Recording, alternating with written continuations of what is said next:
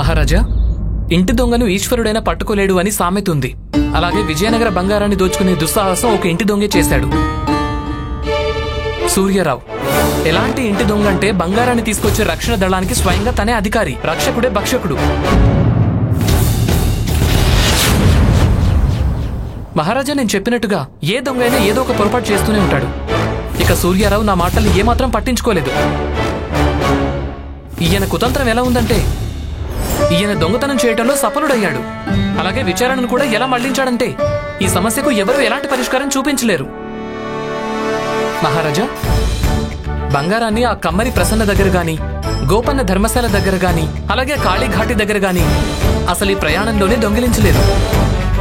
అసలు ప్రయాణం మొదలు పెట్టకముందే బంగారాన్ని దొంగిలించారు మహారాజా.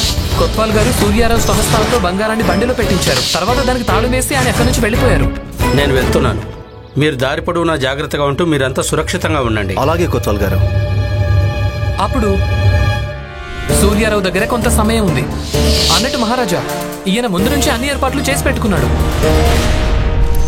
ఈయన బండి కింద ఉన్న చెక్కల మేకులన్నీ రాత్రి ఊడదీశాడు.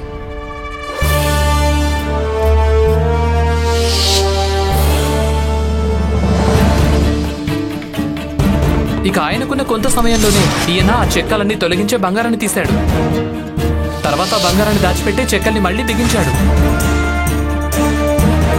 మహారాజా, ఈయన తెలివి పూర్తిగా హద్దులు దాటిపోయింది మహారాజా. ఈయన ఒక చక్రం మేకుని వదులు చేసేశాడు. తర్వాత బండివాడు హరిలాల్ ఇంకా సైనికులతో కలిసి ప్రయాణానికి బయలుదేరాడు. ప్రసన్న దగ్గరికి చేరుకోగానే ఆ మేకు పూర్తిగా ఊడిపోయింది. దాని కారణంగా చక్రానికి మరమ్మతు చేయాల్సి వచ్చింది. మహారాజా, సూర్యారావుకు ముందు నుంచి బాగా తెలుసు ప్రసన్న దగ్గర ఒక పాడుబడ్డ సొరంగం ఉందని, అది విచారణ సమయంలో తప్పకుండా బయటపడుతుందని, అలాగే ప్రసన్న ఇరుక్కుంటాడని. ఇది మాత్రమే కాదు మహారాజా, వీళ్ళు గోపన్న ధర్మశాల దగ్గర భోజనం చేయడానికి ఎందుకు ఆగారంటే ఎందుకంటే ఈయనకు తెలుసు గోపన్న తల మీద అప్పుభారం ఉందని, అలాగే ధర్మశాల తాకట్లో ఉందని. అక్కడ చాలా తెలివిగా ఈయన రాజకీయ పట్టికను దాచిపెట్టాడు. మహారాజా, ఈయన విచారణను ఈ రకంగా మళ్లించడానికి రెండో ఎత్తు కూడా చాలా నైపుణ్యంతో చేశాడు. ఇక తర్వాత బండివాడు హరిలాల్ దగ్గరికి వెళ్లి కూర్చున్నాడు. బండి నడుస్తున్నప్పుడే బండి కిందికెళ్లి చక్ర మేకులన్నీ బిగించేశాడు.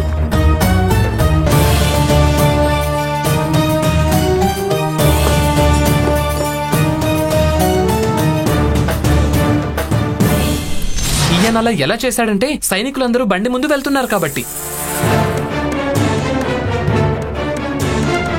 ఇక హరిలాల్కు ధనమిచ్చి ఇవన్నీ తనతో ఎప్పుడో కలుపుకున్నాడు. మహారాజా ఇక ఆ తర్వాత నడుస్తున్న బండిలో ఎప్పట్లా వచ్చి కూర్చున్నాడు.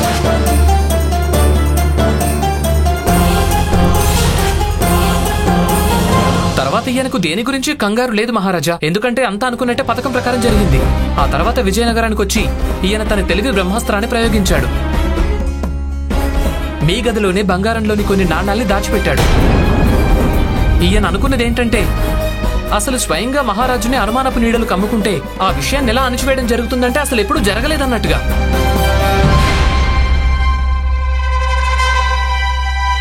అలాగే మహారాజా, ఈయన స్వతహాగా ఒక కమ్మరి కాబట్టి ఈయన తన ఇంట్లో ఉన్న వస్తువులన్నింటినీ బంగారంతో మార్చేశాడు.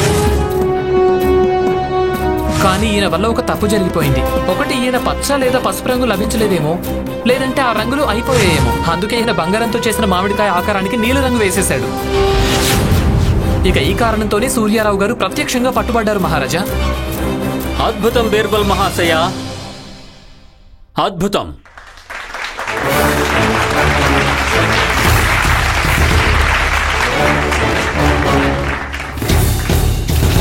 భటులారా, వీళ్ళని తీసుకెళ్ళండి. మహా అద్భుతం బీర్బల్ మహాశయ.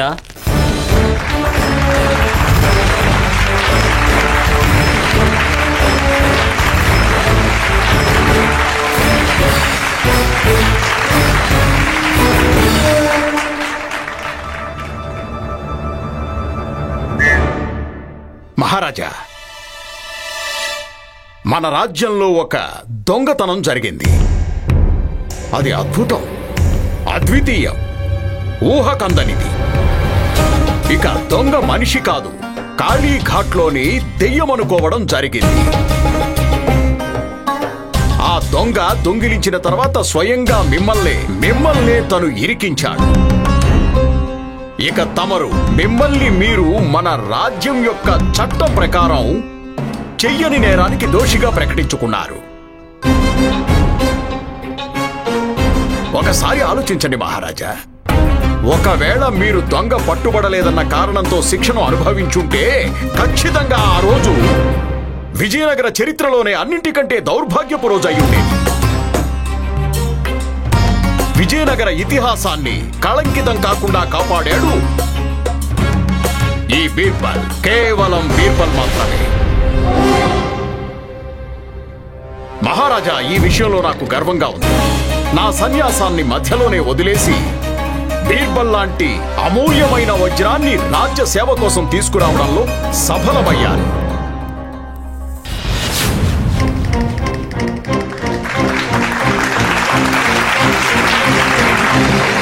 మహారాజా, ఇప్పుడు నేను మీ దృష్టిని మళ్లించాలనుకుంటున్నాను మొన్నటి పోటీ వైపుకి. అది 7వదైన చివరి పందెం వైపు చేరిపోయింది. మహారాజా, 7వ పందాన్ని పరిష్కరించింది ఈ బీర్బల్. అలాగే ఈ 7వ పందాన్ని పరిష్కరించడంతోనే బీర్బల్ ఈ పోటీలోనే విజేత అయిపోయాడు.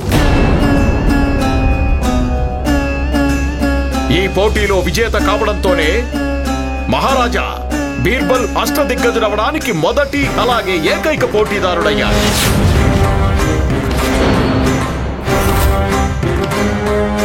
మహారాజా, మన విజయనగరంలో ఉన్న ప్రజలు తమరి యొక్క నిర్ణయం కోసం ఎదురు చూస్తున్నారు.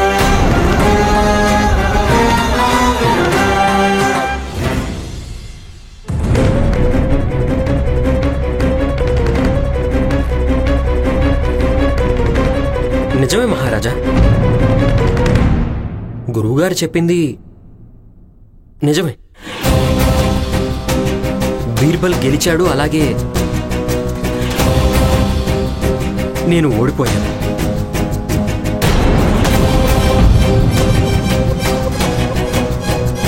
ఇంతకు మించి నేను చెప్పడానికి ఏమీ లేదు.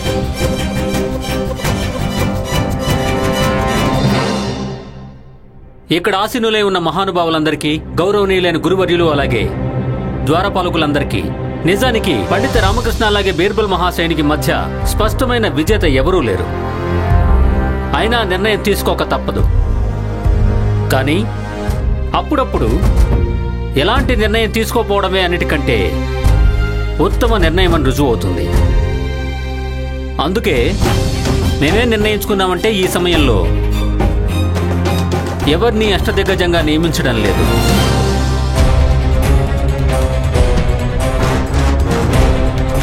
ఈ విషయం గురించి మేము ఆలోచిస్తాము. అలాగే కొంత సమయం తరువాత అష్టదిగ్గజం ఎవరవుతారనేది నిర్ణయిస్తాము. అలాగే పండిత రామకృష్ణ ఇప్పటికీ ప్రత్యేక సలహాదారు పదవిలో కొనసాగుతుంటారు. అలాగే బీర్బల్ మహాశయుడికి కూడా దర్బారులో ఒక గౌరవప్రదమైన స్థానం ఇవ్వడం జరుగుతుంది. ఇక ఈరోజు వీళ్ళిద్దరిని ప్రశంసించడం చాలా అవసరం. ఎందుకంటే ఒకరికొకరు పోటీదారులైనప్పటికీ కూడా ఇద్దరూ మైత్రీభావాన్ని అద్భుతంగా ప్రదర్శించారు. ఒకవేళ బీర్బల్ మహాశయుడు అలాగే పండిత రామకృష్ణ మన ఈ దర్బారులో ఉన్నారంటే విజయనగర రాజ్య దర్బారు యొక్క ప్రతిష్ట ఇంకా పెరుగుతుంది. క్షమించండి మహారాజా, కానీ ఇప్పుడు నా మానసిక పరిస్థితి కొంచెం భిన్నంగా ఉంది. ఒకవైపేమో నేను మనస్ఫూర్తిగానే బీర్బల్ని విజేతగా అంగీకరించాను. రెండో వైపు అష్టదిగ్గజాల్లో ఒకరిని కాలేకపోయినా కేవలం ముఖ్య సలహాదారుడి పదవికే బీర్బల్కి పూర్తి అర్హత ఉంది. ఇక దర్బారులో ఇద్దరు ముఖ్య సలహాదారులు ఉండడం ఒకే వరంలో 2 కత్తులు ఉండడంతో సమానం అవుతుంది. ఇది సాధ్యం కాదు మహారాజా.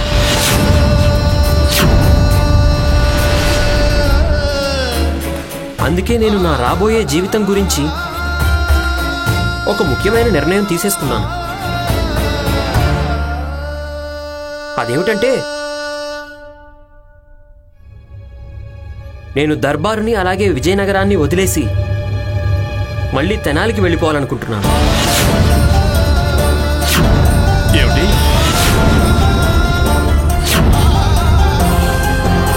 పండిత రామకృష్ణ, మేము విజయనగర రాజ్య సమ్రాట్టులం.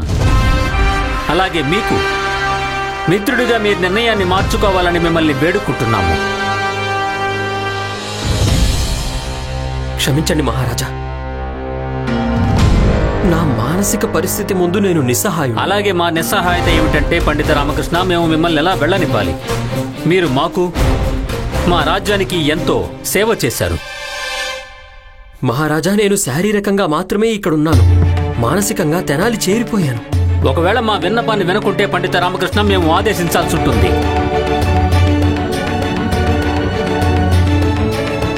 క్షమించండి మహారాజా, ఇది నా వల్ల కాని పని.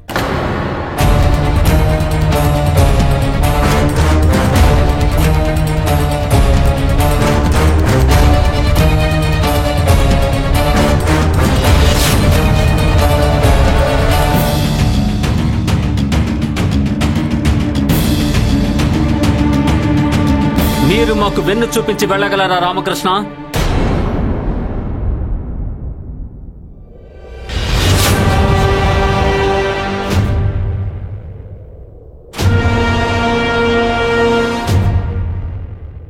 పండిత రామకృష్ణ, మేము మిమ్మల్ని మళ్ళీ వేడుకుంటున్నాము. ఒకవేళ మీరు మీ నిర్ణయం గురించి ఇంకొకసారి ఆలోచిస్తే మాకు తెలిసి మీరు మీ నిర్ణయాన్ని మార్చుకుంటారేమో.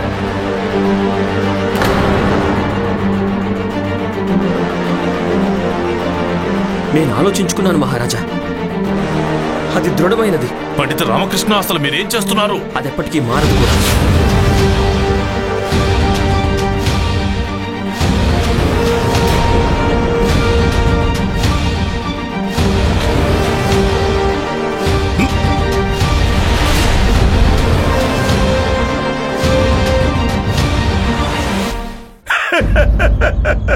హే మహేశ్వరా, ఈరోజు మీరు నా మొర ఆలకించారు. అందుకే సంతోషంతో నాకింకేమీ వినిపించడం లేదు. ఎంతో కాలం ఎదురు చూసిన తర్వాత సాక్షాత్తు నా బద్ధ శత్రువు శాశ్వతంగా విజయనగరానికి ఎంతో దూరంగా తెనాలి గ్రామానికి వెళ్తున్నాడు. అందుకు మహేశ్వరా, మీకు శతకోటి ధన్యవాదాలు, శతకోటి ధన్యవాదాలు, శతకోటి ధన్యవాదాలు. నా సంతోషానికి ఎలాంటి హద్దులు లేవు, అలాగే నా ఆనందానికి అవధులు లేవు. సరిగ్గా ఎలా అంటే మొదటి వర్షంలో పూదోట స్నానం చేసి తడిసి ముద్దయినట్టుగా, ఆకురాలే కాలం తర్వాత వసంతకాలం విచ్చేసినట్టుగా, అంతకంటే ఎక్కువగా నాకు సంతోషంగా ఉంది. ఈసారి బీర్బల్ చేతిలో ఓడిపోయి ఎలాంటి అవమానం పాలయ్యాడంటే ఇప్పుడు తను విజయనగరంలో ఉండడం అసాధ్యమైపోయింది. అసలు నేను వచ్చింది ఎందుకు, ఇప్పుడు ఏం జరిగింది, ఇక ముందు ఏం జరుగుతుందో కూడా నాకు తెలియదు. ఇక నేను నా దివ్య దృష్టితో చూస్తున్నాను. ఈ పాటికే తను తన మూటాముళ్ళే సర్దుకొని ఉంటాడు.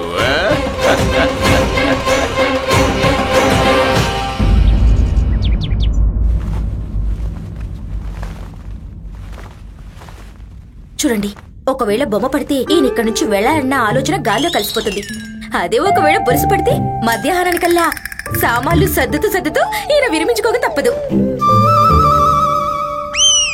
అసలే నాకు ఆకలిస్తుంటే నేనేమో ఆకలితో ఉన్న పులిలాగా ఈ సామాన్లన్నీ సర్దుకుంటున్నాను. దీనికి అర్థం ఒక్కటే, నేను ఇక్కడి నుంచి వెళ్లి తీరాల్సిందే. లామా, ఇలా బెల్లంతో పాటు వేడి వేడి శనగపల్లీలు తిను. దాంతో పాటు నీ మెత్త తెల్లబోతుంది. నేను తిండిని ఎంతసేపు చూడనంటే అన్ని సామాన్లు మూట కట్టుకుని మనం సిద్ధంగా అయ్యేంత వరకు.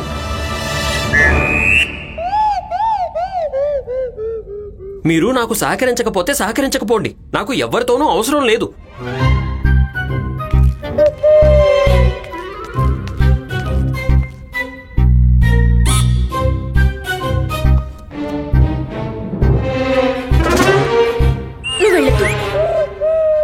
బరువైన పెట్టే వాడి సామాన్లు మూటగట్టాలన్న ఉత్సాహాన్ని మూటగట్టి పడేస్తుంది. తర్వాత వాడు ప్రశాంతంగా కూర్చుంటాడు. అత్తయ్య చూడండి, ఈయనకి పనిచేసే అలవాటే లేదు, మీలాగే ఆదేశాలు ఇవ్వడమే అలవాటు. అంటే చూడండి, చలికాలంలో కూడా చెమటలు పడుతున్నాయి.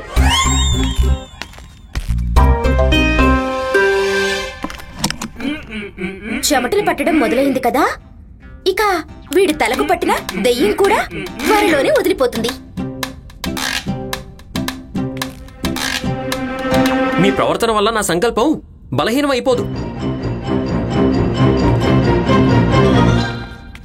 అత్తయ్య, ఈసారి నాకు కొంచెం ఎక్కువే గంభీరంగా అనిపిస్తుంది. చూడు, మనం వీడి నటించే గంభీరత్వానికి గంభీరంగా తీసుకోవడం మంచిది కాదు. ఎప్పటి వరకంటే వీడు తల్లి విగ్రహాన్ని మూటగట్టనంత వరకు.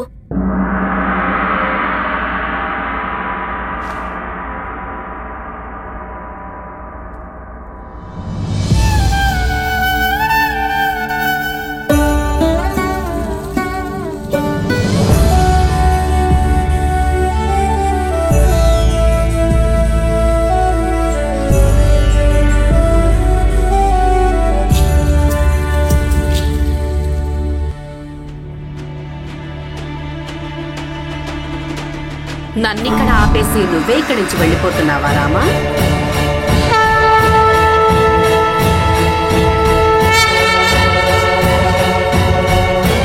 నువ్వు ఇలా అన్నింటినీ వదిలేసి ఎలా వెళ్ళిపోగలవు? అమ్మా, లామా పూజ గదిలోకి వెళ్ళదు. అంటే ఇప్పుడు తల్లి విగ్రహాన్ని కూడా మూట కడతాడా? కాదు, తల్లి దగ్గర మన మీద ఆరోపణ చేస్తున్నాడనుకుంటా. ఎప్పుడైనా అలసిపోయినప్పుడు వాడు లోపలే మాట్లాడుకుంటాడు. అమ్మా, నేను ప్రతిసారి నువ్విచ్చిన ఆదేశాలని సంకేతాలని పాటిస్తూనే వచ్చాను. కానీ ఈసారి నువ్వు నాకు సహకరించాలి. కేవలం నాకు ఇక్కడి నుంచి వెళ్ళిపోవడానికి ఆశీర్వాదం ఇవ్వు. సరే, నువ్వేం చేయాలనుకుంటున్నావో అది చెయ్యి. నేను దాన్ని ఫలింప చెయ్యాలో లేదో చూస్తాను.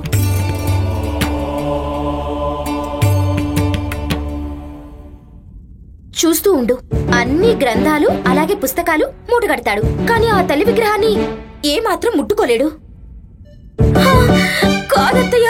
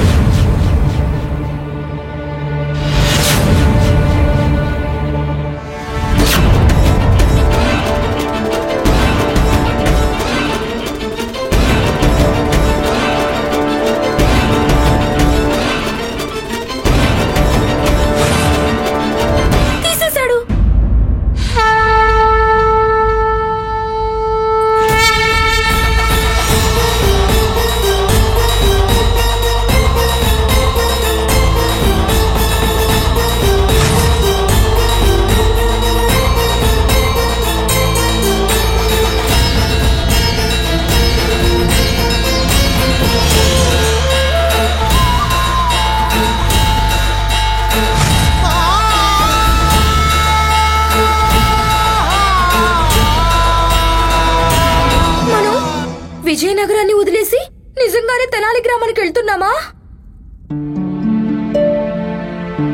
అవును, మనం విజయనగరాన్ని వదిలేసి వెళ్ళిపోతున్నాం. అలాగే ఇక్కడి జ్ఞాపకాలన్నింటినీ మన వెంట తీసుకుని వెళ్తున్నాం.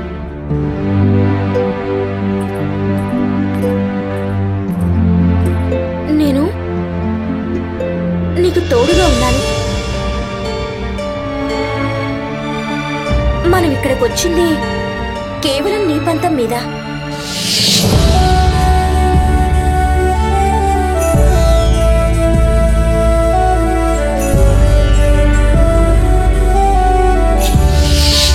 అలాగే ఇప్పుడు వెళ్ళేది నీ కోరిక మేరకు. ఈ రోజు నువ్వు విజయనగరం మొత్తాన్ని నీ సొంతం చేసుకున్నావు. ఇది నిజమైన విజయం. ఇక నా దృష్టిలో నువ్వెల్లప్పుడూ విజేతగానే ఉంటావు.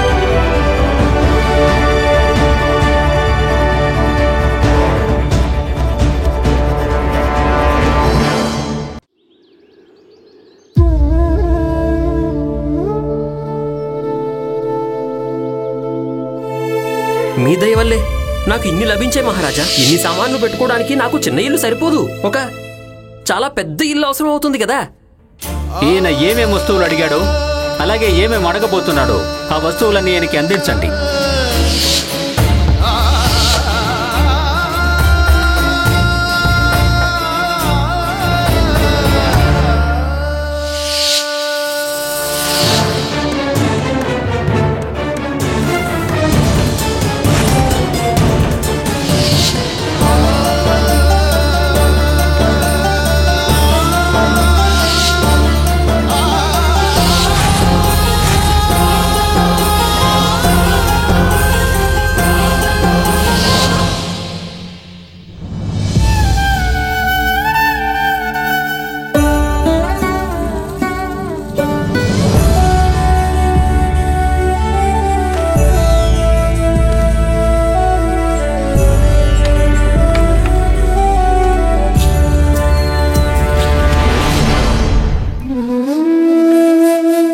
రామకృష్ణ పండితుల వారు, రామకృష్ణ పండితుల వారు, మీరు నిజంగానే వెళ్ళిపోతున్నారా? లేదు, కేవలం ఎలా వెళ్లాలో అభ్యాసం చేస్తున్నాడంతే. ఎందుకంటే ఎప్పుడైనా ఏదైనా ప్రకృతి ఆపద వచ్చినప్పుడు అప్పుడు ఈ అభ్యాసం పనికొస్తుంది కదా. రామకృష్ణ పండితుల వారు, మీరు ఎందుకు వెళ్ళిపోతున్నారు? అసలు ఈ విజయనగరంలో ఎంతో మంది పండితులున్నారు, కానీ మీలాంటి పండితులు లేరు.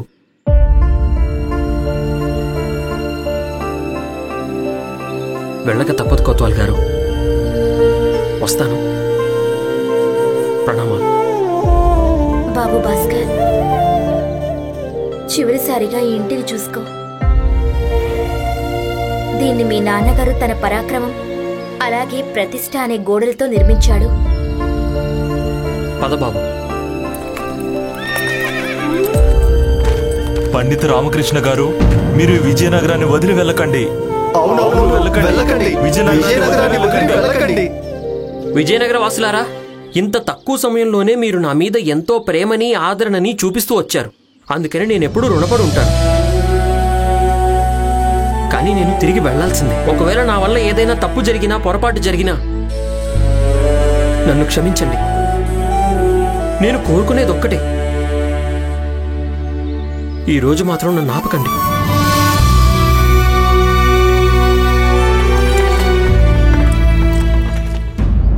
పండిత రామకృష్ణ విజయనగరాన్ని వదిలేసి వెళ్తాడు. ఈ విషయంలో నేను పందెం కాయడానికి సిద్ధంగా ఉన్నాను. అయితే నేను కూడా మీ పందానికి వ్యతిరేకంగా ఆయన ఇక్కడి నుంచి వెళ్ళడని పందెం కాస్తున్నాను. ఒకవేళ ఆయన ఇక్కడి నుంచి వెళ్ళకపోతే? అయితే మీరు మీ పందెం ఏంటో చెప్పండి. నా పందెం ఏంటంటే, ఆయన విజయనగరాన్ని వదిలి వెళ్తే మీరు నేను తయారు చేసిన బెండకాయ పచ్చడి తినాలి. ఒకవేళ ఆయన ఇక్కడి నుంచి వెళ్ళకపోతేనో? అప్పుడు మీరు మొత్తం 1 నెల పాటు వంటగది చుట్టుపక్కల కూడా రావడానికి వీల్లేదు. నేను మీ పందానికి ఇలా అయితేనే అంగీకరిస్తాను. గడువు 1 నెల పాటు కాకుండా వారం పాటు ఉండాలి. అయితే నేను కూడా మీ పందానికి ఇలా అయితేనే అంగీకరిస్తాను. మీరు మీ స్వహస్తాలతో తయారు చేసిన బెండకాయ పచ్చడిని తినడం కాదు, దాన్ని రుచి చూస్తానంతే. మీ పందాన్ని అంగీకరిస్తున్నా. అంతా పండిత రామకృష్ణని ఆపాలనుకున్నారు, కానీ స్వయంగా పండిత రామకృష్ణకు అది ఇష్టం లేదు. ఒకవేళ ఆయన మనందరి ప్రేమను అలాగే మన భావాలను ఈ విధంగా వదులుకొని వెళ్ళిపోయాడంటే అప్పుడు మేము ఆదేశాలిస్తాము. మళ్ళీ పండిత రామకృష్ణ విజయనగరానికి రావడానికి వీల్లేదని.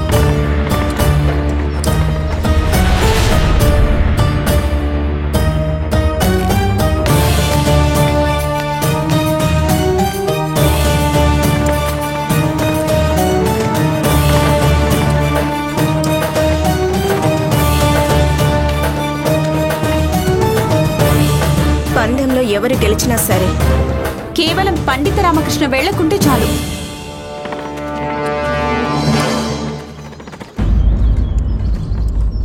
అదిగో చూడు బాబు, ఇదే ఆ రాజభవనం. ఇక్కడ మీ నాన్నగారు ఎప్పుడూ ఎలాంటి పరిస్థితుల్లోనూ ఈ రాజ్యాన్ని తలవంచుకొనివ్వలేదు.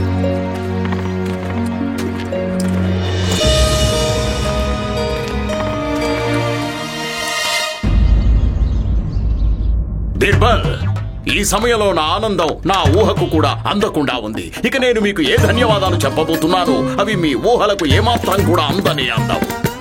ఎందుకంటే మీ కారణంగానే నాకు రామకృష్ణ పండితుడు అనే ఆ పదవి నుంచి విముక్తి కలిగింది. మీరొక రాజగురువులు, మీ నోటి నుంచి ఆపద లాంటి మాటలు ఎలా రాగలుగుతున్నాయి? అవి కూడా పండిత రామకృష్ణ గురించి. ఆయన విజయనగరంలోనే కాదు, నిజానికి దేశంలోనే అందరికంటే గొప్ప తర్కశాస్త్రి, మహాజ్ఞాని, అలాగే అత్యంత తెలివిగలవాడు.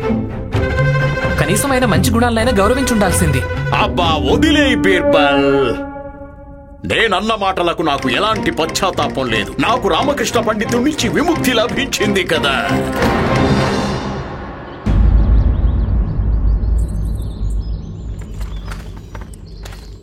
ఇంత పెద్ద రాజ్యంలో ఎవరు లేరా పండిత రామకృష్ణను ఆపగలిగే వాళ్ళు?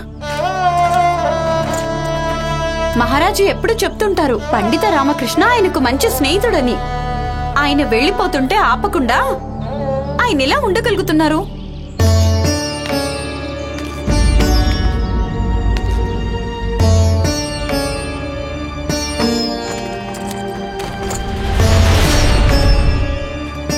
నాకు నమ్మకం ఉంది మహారాణి. మహారాజు తప్పకుండా ఎవరో ఒకరిని పంపించుంటాడు పండిత రామకృష్ణను ఆపడం కోసం.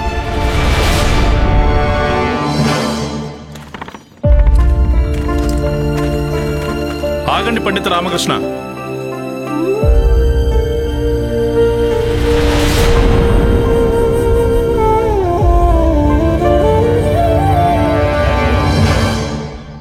బీర్బల్ ఆయన పోటీలో మిమ్మల్ని ఎదుర్కోలేకపోయాడు.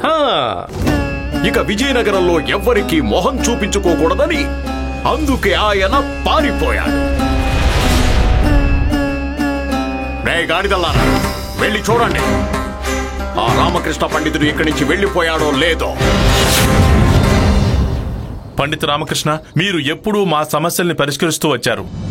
అలాంటి మీరు వెళ్లడం మేము ఎప్పటికీ పరిష్కరించలేని సమస్య అవుతుందని అనుకోలేదు. మీరు విజయనగరం నుంచి వెళ్లడం అంటే దాని చైతన్యం, దాని ఆత్మ, అలాగే దాని తెలివితేటలు పోయినట్టే అవుతుంది. బాధపడకండి మంత్రి గారు. నిజం అయితే ఇదే. విజయనగరంలో నేను ఇంతకాలమే ఉండాలని రాసుంది. ఇప్పుడు నా స్థానంలోకి ఇప్పటికే వేరొకరు వచ్చేశారు కదా, నా కోసం వేరెవరో ఎదురు చూస్తారనిపిస్తోంది. పండిత రామకృష్ణ, మీకు అలాగే నాకు ఉన్న స్నేహం చాలా సుదీర్ఘమైంది, అలాగే చాలా మంచిది కూడా. ఇక ఇదే కారణంతో నాకు మీ మీద అధికారం ఉందనుకుంటున్నాను. అదే అధికారంతో నేను మిమ్మల్ని వేడుకుంటున్నాను, దయచేసి తమరు విజయనగరాన్ని వదిలి వెళ్ళకండి. నా ప్రయాణం మొదలైపోయింది మంత్రి గారు. ఇక నేను వెనక్కి కాదు, కేవలం ముందుకి మాత్రమే వెళ్ళగలను. నా మనసుకి సంతృప్తి ఇక్కడి నుంచి వెళ్ళిపోయిన తర్వాతే లభిస్తుంది. నేను కేవలం నా మనసులో ఉన్నది మీకు చెప్పేశాను. ఇప్పుడు మహారాజు ఏం చెప్పాడో అది కూడా వినండి. మహారాజు సందేశం పంపారు, మీరు విజయనగరంలోంచి వెళ్లిపోవడానికి వీల్లేదు. ఒకవేళ మీరు ఆయన సందేశాన్ని అవహేళన చేస్తే ఆయన ఆదేశించారు, విజయనగరంలోని ద్వారాలన్నిటినీ మీకోసం మూసివేయడం జరుగుతుందని. అలాగే మీరు విజయనగరంలోకి ప్రవేశించకుండా నిషేధం విధించబడుతుందని.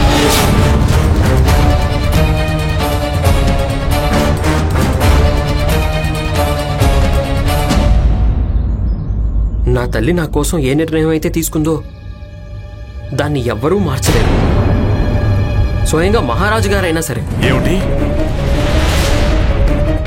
నేను వెళ్ళి తీరాలి మంత్రి గారు. వెళ్తాను.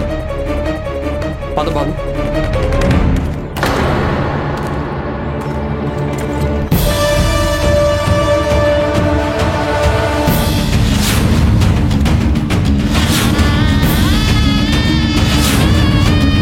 పండిత రామకృష్ణ, పండిత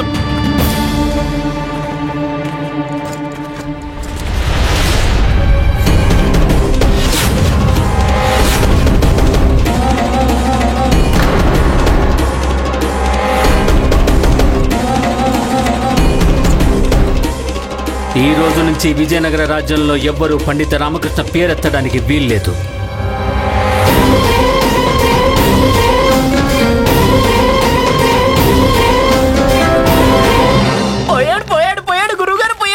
పండిత రామకృష్ణుడు తన కుటుంబాన్ని తీసుకొని మూట ముళ్ళ సర్దుకొని వెళ్ళిపోయాడు. నువ్వు చెప్పింది నిజమేనా? నన్ను మూర్ఖుని చేయడం లేదు కదా. ఎప్పుడు ప్రయత్నం చేయాల్సిన అవసరమే రాలేదు. ఏమన్నావు?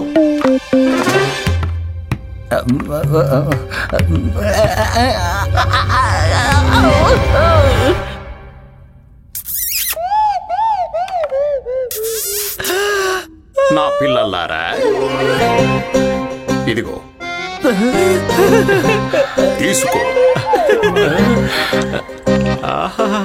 ఇదిగో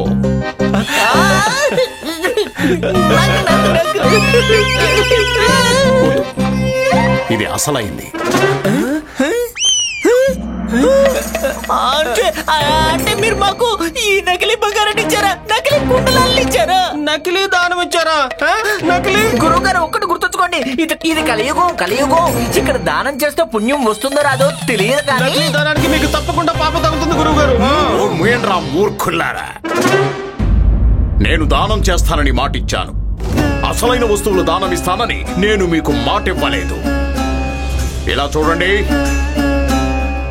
అసలు రామకృష్ణ పండితుడే లేనప్పుడు నాకు పాపం పుణ్యాల గురించి ఎలాంటి భయం లేదు. ఇక విజయనగరం అదే పాత తాతాచార్యని చూస్తుంది. హర హర మహాదేవ.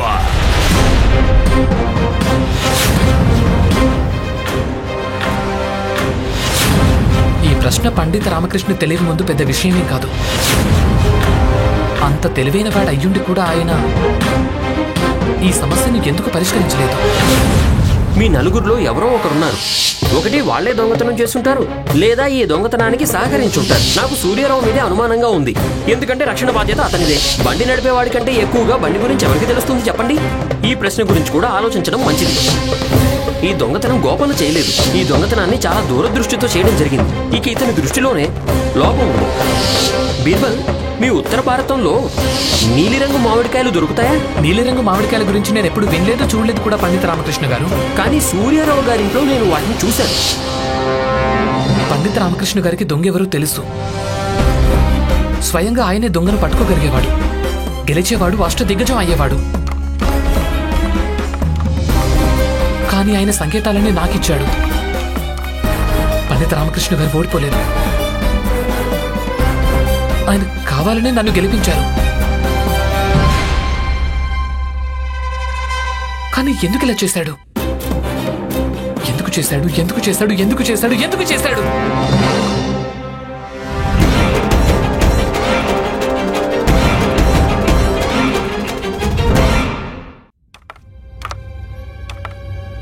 బీర్బల్, ఏం చేశాడు? ఎవరు చేశారు? మీకేమైంది? ఏం కాలేదు రాజగురు గారు. నాకు నిజమేంటో తెలిసిపోయింది. అలాగే నిజమెంత చేదుగా ఉంటుందో కూడా అర్థమైపోయింది. బీర్బల్, బీర్బల్, బీర్బల్, ఆగండి, ఆగండి. పోతే పో. ఈరోజు నేను నకిలీ దానవిచ్చి 56 రకాల వంటకాలు పండించి తింటాను. రామకృష్ణ పండితుడు వెళ్ళిపోయినటువంటి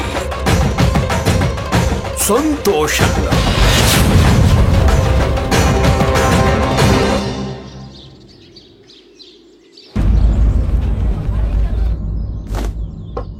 చూడు, ఈ మూటలన్నీ మనల్ని ఎంత కోపంగా చూస్తున్నాయో. ఎందుకో తెలుసా? ఎందుకత్తయ్యా? ఎందుకంటే వీటిలో రామాకున్న కోపం మూటగట్టుంది. ఇక వెళ్ళి వాడిని పిలుచుకునిరా, తానే మూట విప్పుతాడు. అమ్మా, లామా గుదికెళ్ళదు. మీకు తెలిసిందే కదా, తను తెనాలి గ్రామానికి ఎప్పుడు వచ్చినా అన్నిటికంటే ముందు ఆ తల్లి గుదికే వెళ్తాడు.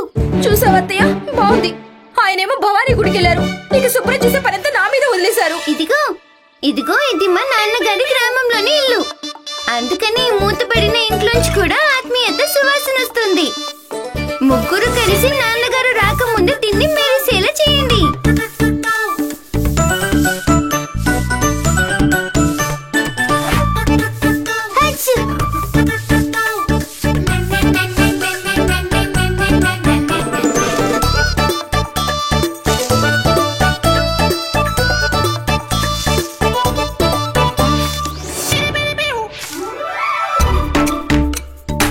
మిగిలిన పనంతా రామానే చేస్తాడు. మీరు ముగ్గురు పని దొంగల్లా ఉన్నారు. పని పూర్తి చేయడానికి బదులు పని ఇంకా పెంచేశారు. నా వైపు ఎందుకు చూస్తున్నావు? నువ్వు వెళ్ళి ముందు తలుపులు తీ. ఆయన చేతిలో చీపురు కట్టి నేను పెడతానులే, వెళ్ళు. లాలమ్మ, మిగిలిన పనంతా నీకు తెలుస్తుంది. ఇదిగో, నువ్వేంటి ఇక్కడ?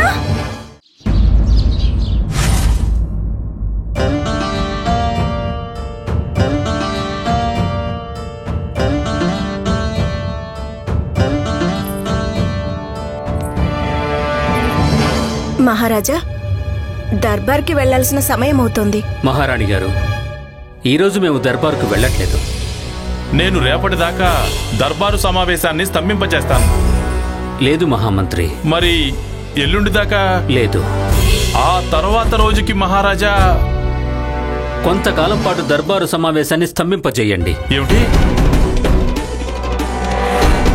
కానీ మహారాజా, పండిత రామ. మహామంత్రి గారు, మీరిందాక ఏ పేరైతే ఎత్తారో అది విజయనగర రాజ్యంలో వినపడడానికి వీల్లేదు. ఇది మా ఆదేశం. మహారాజా, ఆదేశాన్ని పాటించండి మహామంత్రి గారు.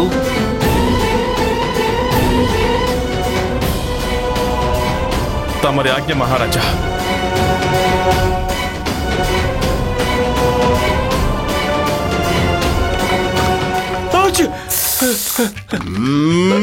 గాడిదల్లారా, మీ ఇద్దరి ముఖాలు అప్పశకునులా ఉంటాయని అది తుమ్మి మరీ చెప్పాల్సిన అవసరం లేదు. కానీ గురువుగారు, అసలు తుమ్ముని ఎవరూ అదుపు చేసుకోలేరు. అసలు స్వయంగా మీ మీద మీకే అదుపు లేదు, నా మీద కూడా లేదు, అసలు ఎవ్వరి మీద లేదు. ఇంకొకసారి తుమ్మండి. 2 సార్లు అయిపోయింది. ఈ రోజు మొత్తం తుమ్ముతూనే ఉంటారా?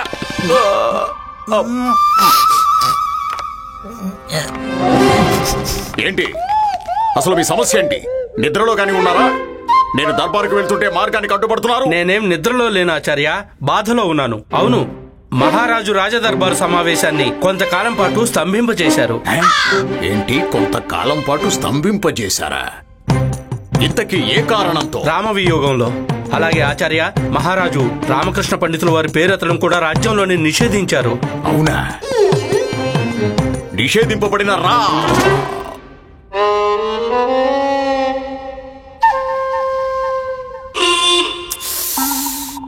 కొత్వాల్ వెళ్ళండి. మీరెళ్ళి మహారాజుకు తెలియజేయండి, దర్బారు సమావేశంలో ఆయనకు సహకరించడానికి నేను ఇక్కడికి వచ్చానని. అలాగే బీర్బల్ కూడా రాబోతున్నాడు. బీర్బల్ రాలేడు గురువు గారు, తను నిన్న రాత్రి ఏటో వెళ్ళిపోయాడు. ఎక్కడికి?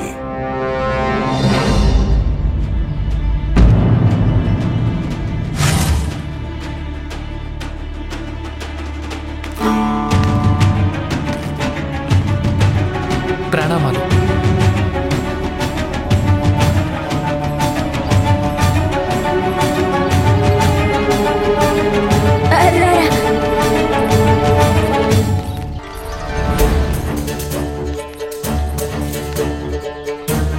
బీర్బల్, నువ్విక్కడ తెనాలి గ్రామంలో మా ఎదురుగా నిలబడ్డావు, ఇది నిజమేనా? నిజం తెలుసుకోవడానికి వచ్చాను. అమ్మా, నేను పోటీలోని చివరి పందెం గురించి నిజం తెలుసుకోవడానికి వచ్చాను. ఆ పోటీలోని చివరి పందానికి ఉన్నది ఒకటే నిజం, నువ్వు గెలిచావు, రామ ఓడిపోయాడు. అమ్మా, మీరు ఫలితాన్ని చెప్పారు, నిజం కాదు.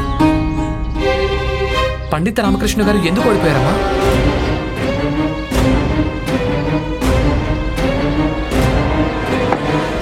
ఏముంది, వాడికి ఆ ప్రశ్నకు సమాధానం తెలీదు కాబట్టి అందుకే ఓడాడు. మీరు నా మీద ఒట్టేసి చెప్పండి. ఒకవేళ మీరు నన్ను కొడుకుగా భావిస్తే నాకు నిజం చెప్పండి అమ్మా.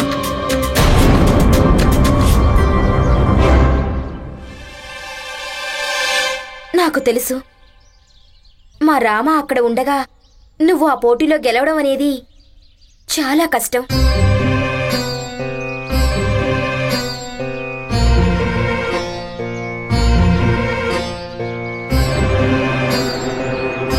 అమ్మా, మీ పెద్ద కొడుకు చిన్న కొడుకు విషయంలో చేసిందేం బాగోలేదు. ఆయన మోసం చేశాడు. ఈ విషయంలో ఆదర్శ పండిత రామకృష్ణను ఎప్పటికీ క్షమించలేదు. అమ్మా, ఈ సమయంలో పండిత రామకృష్ణ గారు ఎక్కడున్నారు?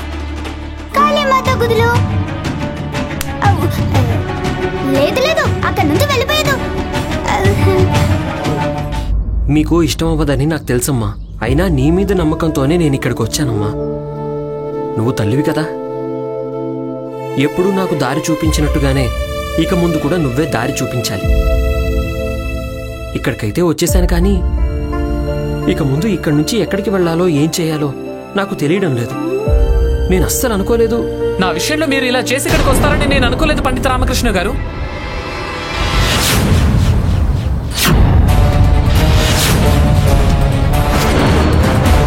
బీర్బల్, నువ్వు ఇక్కడ?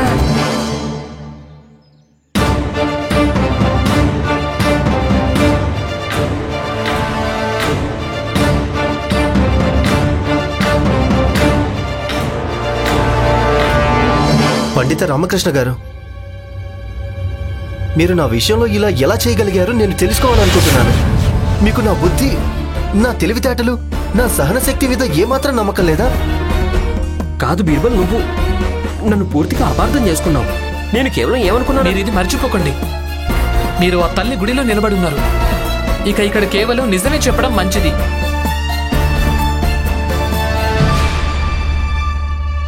మీరేం కోరుకున్నారో అది నాకు అర్థమైపోయింది. మీరు మోసం చేయాలనుకున్నారు, అలాగే మోసం చేశారు కూడా. మీరు నన్ను మోసం చేశారు. మోసాన్ని మీరే మొదలు పెట్టారు. దానికి నేను ముగింపు పలుకుతాను. పండిత రామకృష్ణ గారు బీర్బల్ చేసే ఎదురుదాడికి సిద్ధంగా ఉండండి.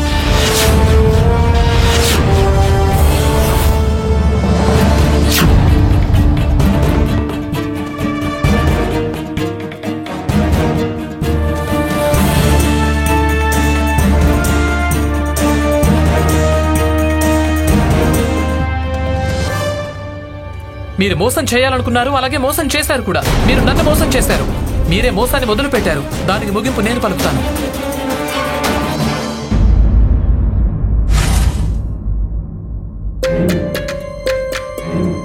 నాన్న ఏం దాచిపెట్టాడో దాన్ని మీరు బీర్బల్ కు చెప్పేశారు. ఇప్పుడు ఈయన కోపం ముందు ఎక్కడ దాక్కుంటారు? ఎవరికి అంతగా కడుపు నొప్పి ఎక్కువైపోయింది?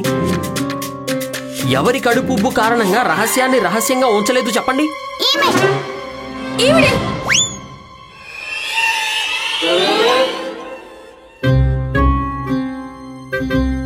నోట్ల నుంచి జారిపోయింది. నేనేం చేయాలి? బీర్బల్ తన మీద ఒట్టేయించుకున్నాడు కదా. ఆహా, మా అమ్మ ఎంత అమాయకురాలో చూసావా? నేను గుళ్ళో ఉన్నానని చెప్పడానికి కూడా ఒట్టేయించుకున్నాడా? నేనేం చెప్పలేదు. ఇతనే గుండప్ప, నువ్వు కూడా తన మీద ఒట్టేశావా? లేదులేమ్మా, నేను ఒట్టు గిట్టు నమ్మను. నువ్వు ఒట్టు గిట్టు నమ్మవా? ఎన్ని గంటలు ఇస్తానన్నాడేమిటి? అత్యాస పడిపోయి నేను అక్కడ ఉన్నానని చెప్పేశావు. లామా, అమ్మకు మౌన వ్రతం అయినా తన నోటి నుంచి జారిపోయింది. కానీ నేను మాట్లాడతాను. ఇక నా నోటి నుంచి ఎందుకు చాలదు? బాగుంది, మీ అందరి నోట్లోంచి జారిపోయిందిగా. ఇక మహారాజు గారు దీనికి ఏం అర్థం తీసుకుంటారో తెలియదు. అసలే బీర్బల్ కోపంతో వెళ్ళిపోయాడు. ఒకవేళ గురువు గారు మహారాజుకి చాడీలు చెప్పారంటే మహారాజు గారు నేను మోసం చేశానని కఠినమైన శిక్ష విధిస్తారు.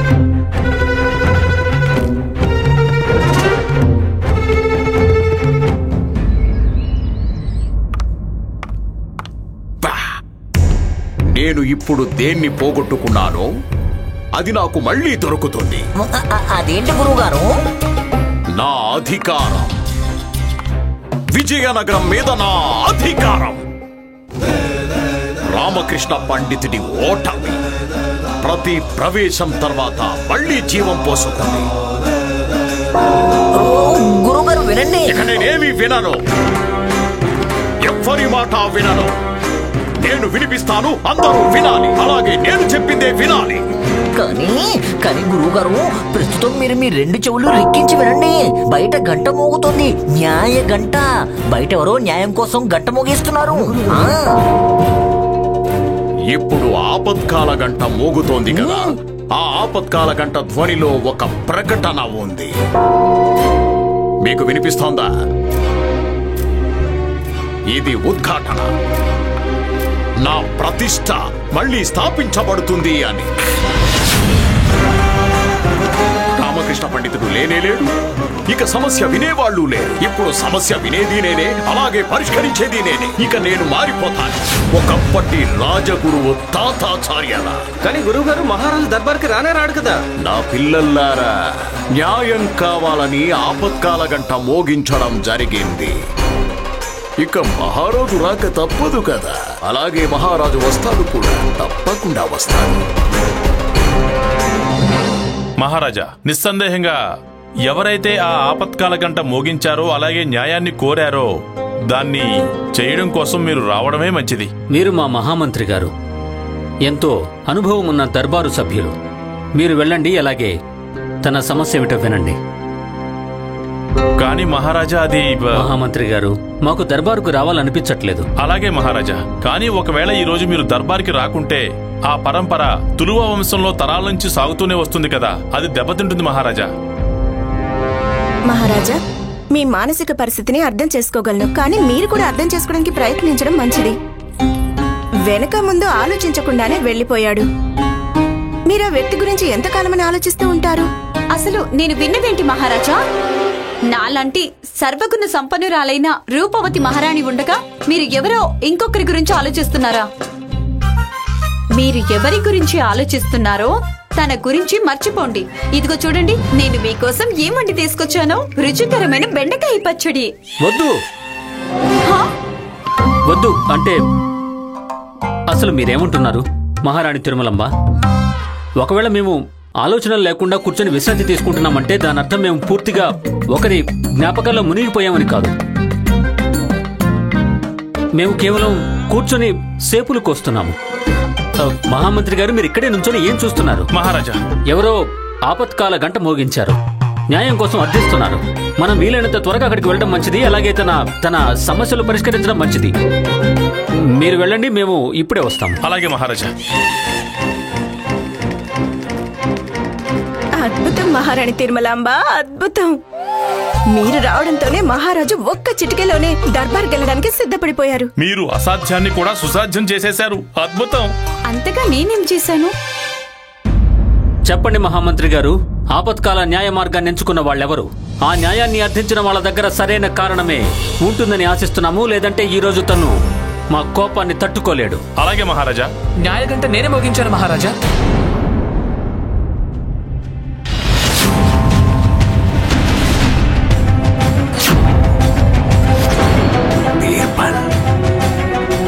బీర్బల్ ఇక్కడికి ఎలా వచ్చాడు? ప్రణామాలు మహారాజా. బీర్బల్ మహాశయ, మీరా? అంటే ఆపత్కాల గంట మోగించింది మీరా?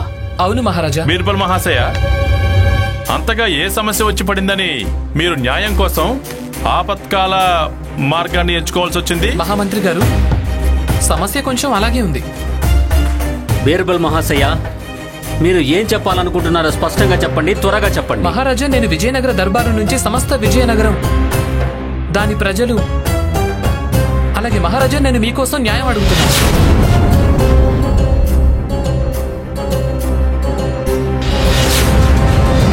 అంతగా ఏం జరిగిందని మీరు సమస్త రాజ్యం కోసం న్యాయం అడగడానికి?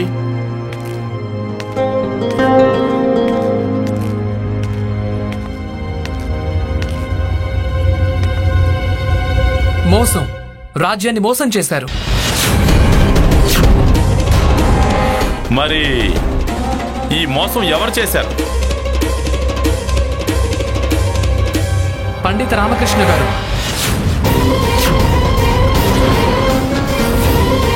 అందుకోసం ఆయనకు శిక్ష తప్పకుండా పడి తీరాలి. బాగుంది బీర్బల్, కొనసాగించు. బీర్బల్ రామకృష్ణ పండితుడిని దేశద్రోహిగా రుజువు చేసే తీరుతాడనిపిస్తోంది. నా ఆత్మకు సంతృప్తి కలుగుతుంది. మహారాజా, ఎవరికి విజయనగరం గొప్ప పండితుడని హోదా ఇచ్చిందో, ఎవరిని మీరు ముఖ్య సలహాదారు పదవిలో కూర్చుండబెట్టారో ఆయన ఇప్పుడు పూర్తిగా మహామూర్ఖుడని తేలింది. బీర్బల్ మహాశయ, మీరు ఏ ఆరోపణ చేస్తున్నారో దాన్ని స్పష్టం చేయండి. ఒకవేళ ఎవరైనా దోషి అయితే అది ఎవరైనా సరే తనకు తప్పకుండా శిక్ష పడుతుంది. ఎప్పుడైనా ఎవరైనా పరాయి నవయువకుడు ఈ మహాదర్బారుకు వచ్చినప్పుడు తన కళ్ళలో ఒక కళ ఉంటుంది, ఈ దర్బార్లో ఒక పదవి దొరకాలని. అలాగే రాజకీయ వ్యక్తిగా అధికారం, అలాగే తన కుటుంబానికి గౌరవం, మహారాజు దయతో, అలాగే ప్రజల ఆదరణతో పెరుగుతూ ఉండాలని. అంటే జీవితంలోని అన్ని సౌకర్యాలను తను అనుభవించాలని. ఇవన్నీ పండిత రామకృష్ణకు ముందు నుంచే లభిస్తూ వచ్చాయి. అయినప్పటికీ ఆయన మోసం చేసి మీకు వెన్ను చూపించి వెళ్ళిపోయారు. పండిత రామకృష్ణ గారు ఎన్నో సందర్భాల్లో తన ప్రాణాలు పణంగా పెట్టి కర్తవ్యాన్ని నిర్వర్తిస్తూ వచ్చారు. ఆయన ఎంత బాధ్యతగా ఉంటాడో రుజువు చేయడం కోసం. కానీ చివరికి ఆయన తన అసలు రూపాన్ని చూపించారు, అలాగే మోసం చేశారు. ఇంత అవిశ్వాసాన్ని ఈ రోజు వరకు రామకృష్ణ పండితుడికి వ్యతిరేకంగా నేను కూడా ప్రదర్శించలేకపోయాను. మహారాజా, ఒకవైపు ఆయన తనని తాను అందరికంటే గంభీరమైన అధికారిగా రుజువు చేసుకున్నారు. మరోవైపు నియమాలన్నింటినీ తుంగలో తొక్కేసి దర్బారుకి ఎంత ఆలస్యంగా వచ్చేవారంటే మహారాజా మీరు కూడా ఎదురు చూడాల్సి వచ్చింది. ఇంత నిర్లక్ష్యపు ధోరణ. నిజం చెప్పావు బీర్బల్, నిజం చెప్పావు. మహారాజా, మధ్య మధ్యలో దర్బారుకొచ్చే న్యాయ సమస్యల్ని కూడా పరిష్కరిస్తూనే వచ్చారు ఆయన. అది ఎంత జటిలమైందనే సరే, ఎందుకంటే ఆయన రాజ్యానికి ఎంత ఉపయోగపడతారో తెలియజేయడానికి. అది వేరే విషయం మహారాజా. పనులు చేసినందుకు మీరు ఆయనకు పదే పదే బహుమతులు ఇస్తూ వచ్చారు. ప్రజల చిక్కుముడులు విప్పడం నాటకం అంతే మహారాజా. ఆయన తన చిక్కుముడి విప్పుకున్నాడు, ఇక నుంచి వెళ్లిపోయారు. మీకు వెన్ను చూపించు మరి. సాధారణంగా మన స్వభావం, మన ప్రతిభ, అలాగే మన గుణాన్ని అందరికంటే మన కుటుంబ సభ్యులే సరిగ్గా గుర్తించగలుగుతారు. కొన్ని రోజుల పాటు నేను పండిత రామకృష్ణ గారి ఇంట్లో ఉండటానికి వెళ్ళినప్పుడు అప్పుడు చూశాను, ఆయన తల్లి ఆయన్ని పెద్ద సోమరి, పని దొంగగా భావిస్తూ ఉంటారు. అలాగే ఆయన భార్య శారదాదేవి ఆవిడకు పండిత రామకృష్ణ గారు తెలివితేటలున్నట్టు ఏమాత్రం అనిపించదు. అంటే ఆయన ఇంట్లోనే ఆయనకు ప్రత్యేకమైన గౌరవం ఏమీ లేదు. కానీ ఇంట్లోంచి బయటకెళ్ళగానే ఆయనకు గౌరవం ప్రజల్లో అలాగే దర్బార్లో ఆకాశానికి ఎదిగిపోయింది. అయినప్పటికీ ఈ గౌరవ మర్యాదల్ని పాతాళంలోకి తొక్కేసి వెన్ను చూపించి వెళ్లిపోయారు. ఇవన్నీ ఆయనకు పెద్దగా కష్టపడకుండానే లభించాయి కదా. వీటన్నింటికీ విలువే ఆయనకు తెలీదు. మహారాజా ఆయనకు మాట్లాడే అవగాహన కూడా లేదు. ఎప్పుడు మాట్లాడాలో కూడా అప్పుడు మాట్లాడేవాడు కాదు. కానీ ఎప్పుడు మాట్లాడకూడదో అప్పుడు ఖచ్చితంగా మాట్లాడేవారు. మహారాజా అప్పుడప్పుడైతే మీ ముందు కూడా తన మర్యాదల్ని మర్చిపోయేవాడు. ఇక ఆయన ఎవ్వరి మాట వినేవాడే కాదు. చివరికి మహారాజా ఆయన్ని మీరు ఆగమని చెప్పినప్పుడు అయినా ఆయన మీ మాట వినలేదు. మీకే వెన్ను చూపించి వెళ్లిపోయారు. బీర్బల్ మహాశయ, మీరు మీ హద్దుల్ని దాటుతున్నారు. మీరేం మాట్లాడుతున్నారో మీకు అసలు. మహామంత్రి గారు, ఆయన్ని చెప్పనివ్వండి. ఆయన ఏం చెప్తాడో వినాలనుకుంటున్నాము. చెప్పండి బీర్బల్ మహాశయ. ఎవరికి తన భవిష్యత్తు గురించి బెంగే లేదో తను ఇంకొకరి గురించి ఎలా ఆలోచించగలరు? అందుకే విజయనగరం నుంచి వెళుతున్నప్పుడు కేవలం ఆయన దగ్గర 4 జతల వస్త్రాలు మాత్రమే ఉన్నాయి. ఇక ఆయన భార్య వివాహమై ఇన్నేళ్ల తర్వాత కూడా ఆవిడ తన పుట్టింటి నుంచి ఏ నగలు తెచ్చుకుందో అవే వేసుకుంది. ఆయన ధనం సంపాదించలేదని కాదు, రాజ్యం తరపున ఎన్నో బహుమతులు పొందారు. అయినా కూడా అదే చెడ్డ అలవాటు. పేదలు ఇంకా దరిద్రుల బాధల్ని చూడలేకపోవడం. అన్నింటినీ దానం చేసేవారు మహారాజా. అది నిజమే. నిజం చెప్పావు. నువ్వు చెప్పింది నిజమే. మహారాజా, ఈ దాన దక్షిణలు ఇవ్వడం మహారాజులు రాజులకుండే లక్షణం అవుతుంది. ఇప్పుడు ఒకవేళ ఒక పండితుడు తనకున్నదంతా దానం చేశాడంటే మూర్ఖుడనే అనిపించుకుంటాడు కదా. కొంపతీసి బీర్బల్ మర్చిపోయి ఆవేశపడిపోయి రామకృష్ణ పండితుణ్ణి ప్రశంసించడం లేదు కదా. మహారాజా, ఇంతకంటే పెద్ద మూర్ఖత్వం ఆయన ఎప్పుడు చేశారంటే మీ ఉదారతను అర్థం చేసుకున్నప్పుడు. అది నిజమే. ఆయన ఉండగా విజయనగరానికి అతిపెద్ద ఆపదలేమీ రాలేకపోయాయి. ఎందుకంటే ఆయన స్వయంగా దాన్ని ఎదుర్కొనేవారు. ఇది మీ అందరికీ తెలిసిందే. సత్యం ఇంకా కర్తవ్యం కోసం ఎన్నోసార్లు ఉరికోయేదాకా కూడా వెళ్లిపోయేవారు. దీని అర్థం మీ ఉదారతను తప్పుగా ఉపయోగించుకున్నారని కాదు మహారాజా. మనందరికీ తెలుసు, ఒకవేళ ఎవరైనా మీ విజ్ఞప్తిని కాదంటే తన జీవితం ఎదురు దెబ్బలు తింటూ గడిచిపోతుందని. కానీ ఆయన చాలా దర్జాగా మీ విజ్ఞప్తిని పట్టించుకోకుండా వెళ్లిపోయారు. ఇంత అవహేళన చేసినందుకు శిక్ష కనీసం మరణశిక్ష అయి ఉంటుంది. కానీ ఆయన మీ ఉదారతను డాలుగా మార్చుకుని వెళ్లిపోయారు. తన వీపు చూపించి ఆయన మీ ఉదారతను దుర్వినియోగం చేశారు, అలాగే అవమానించారు కూడా. మహారాజా, ఆయన చేసిన ఈ పని వల్ల రాజకీయ మర్యాద తలవంచుకుంది. ఒకవేళ ఆయన స్థానంలో ఇంకెవరైనా ఉండుంటే మీరు ఏ శిక్ష విధించేవాడు మహారాజా? తన తలను మొండెం నుంచి వేరు చేయించేవాళ్ళు. ఇంకేముంది? అవును రాజగురు గారు, ఒక రాజు మాట తన రాజ్యపు చివరి మాట అవుతుంది కదా. కానీ పండిత రామకృష్ణ గారి లాంటి గొప్ప పండితుడే ఆ మాటలకు ఒక్క చెవితో కూడా వినే యోగ్యత ఉందనుకోలేదు. బీర్బల్ మహాశయ, మీరు విషయాన్ని మళ్లించకండి. మీరు నేరుగా సమస్య దగ్గరికి రండి. అలాగే మహారాజా, నేను నా మాట పూర్తిగా చెప్పకముందే మీరు కొన్ని విషయాల గురించి ఆలోచించాలని కోరుకుంటున్నాను. ఆయన వల్ల ఎప్పుడైతే ఏదైనా తప్పు జరిగితే ఆయన మీ మైనవ్ లాంటి మనసును ఏదో ఒక సాకు చెప్పి కరిగించాడు. అలాగే శిక్ష నుంచి తప్పించుకుంటూ వచ్చారు. ఎన్నోసార్లు బహిష్కరణ కూడా గురయ్యారు. అయినప్పటికీ మారలేదు. ఇక సుల్తాన్ బాబర్ దర్బార్కి వెళ్లి వెనక ముందు ఆలోచించకుండానే ఆయనతో పెట్టుకున్నారు. దీనివల్ల సుల్తాన్కి ఏమర్థమైందంటే క్షత్రియుడు అయ్యుండి కూడా విజయనగర మహారాజు యుద్ధానికి భయపడి ఒక పండితుణ్ణి ముందుకు తోశారని. లేదంటే యుద్ధం జరిగి ఉంటే ఏమై ఉండేది? 2 వైపుల నుంచి సైనికులు వీరమరణం పొందేవాళ్ళు, అంతే కదా. కానీ లక్షల సైనికుల్ని చంపడానికి బదులుగా మిమ్మల్ని మోసం చేయడం సరైందేనా? ఇలా మోసం చేసే అధికారం ఆయనకు ఎవరిచ్చారు? బీర్బల్ మహాశయ, మీరు మా చిక్కుముడిని ఇంకా పెంచుతూ వెళ్తున్నారు. ఒకవైపు మీరు పండిత రామకృష్ణ మీద ఆరోపణ చేస్తున్నారు, అలాగే మరోవైపు మీరు ఆయనకున్న గుణాలను పొగుడుతూ వస్తున్నారు. నేను కూడా ఇదే అర్థం చేసుకోలేకపోతున్నాను. అసలేంటిది? స్పష్టంగా చెప్పండి. ఆయన చేసిన మోసం ఏంటి? ఏ కారణంతో ఆయన పారిపోయాడు? మహారాజా, పండిత రామకృష్ణ గారు నిండు సభలో మిమ్మల్ని, నన్ను, అలాగే ప్రజలందరినీ మోసం చేశారు. ఆయనకు జ్ఞానం ఉందన్న అహం ఆయనలో ఎంత పెరిగిపోయిందంటే నాలాంటి బాలుడితో పోటీలో పాల్గొనడం ఆయనకు అవమానంగా అనిపించింది. అందుకే పోటీలో నన్ను గెలిపించి తాను ఒక గొప్పవాడిని రుజువు చేసుకోవాలనుకున్నారు. ఆయన మనసులో నాకున్న యోగ్యతకు, నా ప్రతిభకు ఎలాంటి స్థానం లేదు. అందుకని ఒక పోటీదారుని అయ్యుండి కూడా ఆయన నాకు తన ఇంట్లో చోటిచ్చారు. అలాగే అమ్మ కొడుకుగా ప్రేమ చూపించింది. ఇక ఆయన భార్య అక్కగా అభిమానాన్ని పంచింది. కానీ మహారాజా, ఆ ప్రేమ అభిమానాల వెనుక దాగున్న కుతంత్రం నాకు తెలీదు. ఎలాంటి కుతంత్రం? మహారాజా, నేను విజయనగరానికి వచ్చినప్పుడు పండిత రామకృష్ణ గారిలో ఆయన ఎత్తుకంటే కూడా అహం ఎంతో ఎక్కువగా ఉండటం చూశాను. అది నిజమే. ఆయనకి ఇష్టం లేదు నేను ఆయన కళ్ళలో కళ్ళు పెట్టి మాట్లాడడం. ఆయన ఏకఛత్రాధిపత్య రాజ్యాన్ని ఎవరో పడగొట్టడానికి వచ్చారనుకున్నాడు. ఆయన నా మీద గెలవడం కాదు కదా, నాతో పోటీ కూడా పడాలనుకోలేదు. కానీ ఆయన కుటుంబం దీనికి విరుద్ధంగా కోరుకునేది. మహారాజా, ఇది నాకు ఎప్పుడు తెలిసింది అంటే నేను తెనాలి గ్రామానికి వెళ్ళి అక్కడ అమ్మను కలిసినప్పుడు. నాకు ఇది కూడా తెలిసింది, ఏ రాత్రైతే మేము బంగారం దొంగతనం సమస్యను పరిష్కరిస్తున్నామో ఆ రాత్రి. భోజనం చేయకుండానే లేచావేంటి? అమ్మా, ప్రతిరోజు ఒకే భోజనం తినడం బాగుంటుందా చెప్పు? అయితే ప్రతిరోజు గెలవడం కూడా మంచిగా అనిపిస్తుందా? నువ్వేం చెప్పాలనుకుంటున్నావు? నేను రోజు గెలుస్తాను కాబట్టి ఈసారి ఓడిపోవాలా? ఇదిగో అమ్మా, నేనేమో అమ్మవారి దగ్గర గెలవాలని ఆశీర్వాదం తీసుకుంటుంటే నువ్వేమో ఇలాంటివన్నీ చెప్తున్నావా? నేను కూడా ఒక తల్లినైనందుకు పొరపాటున బీర్బల్ని గెలవాలని ఆశీర్వదించాను తెలుసా? ఏమిటి? అమాయకపు బీర్బల్ మొహాన్ని చూడగానే నేను ఆలోచనలో పడిపోయాను. కనీసం తనకి ఎలాంటి ఆశీర్వాదం ఇవ్వాలనుకున్నానంటే దాంతో తను గెలవాలని, అలాగే తన మనోబలం పెరగాలని. తన మనోబలం పెంచడానికి నువ్వు ఎంతగా ముందుకెళ్ళిపోయావంటే ఇది కూడా మర్చిపోయావా? తను నీ కొడుక్కి పోటీదారుడని. ఏమిటి, నువ్వు కూడా ఏదైనా ఆశీర్వదించావా?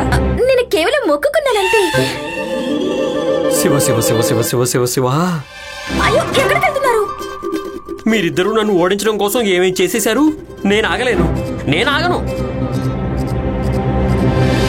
ఆ రాత్రి పండిత రామకృష్ణ గారింట్లో దీని తర్వాత కూడా ఇంకా చాలా జరిగాయి. పండిత రామకృష్ణ గారు వెనక్కి తీసుకొచ్చారు.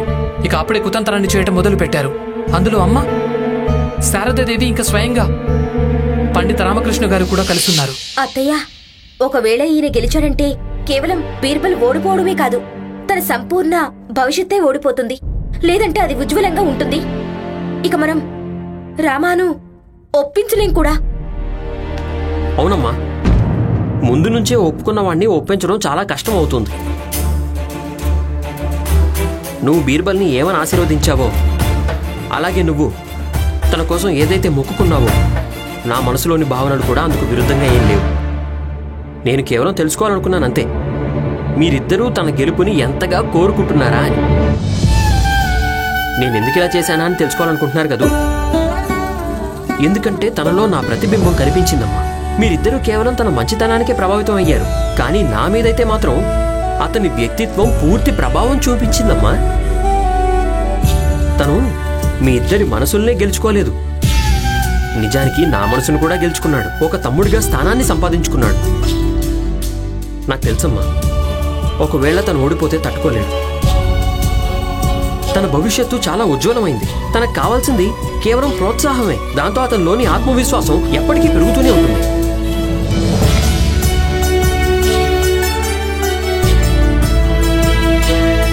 కాబట్టి మీ ఇద్దరికీ ఈరోజు ఓ మాటిస్తున్నాను, దొంగని ఎవరు పట్టించినా సరే గెలిచేది మాత్రం బీర్బల్ మాత్రమే.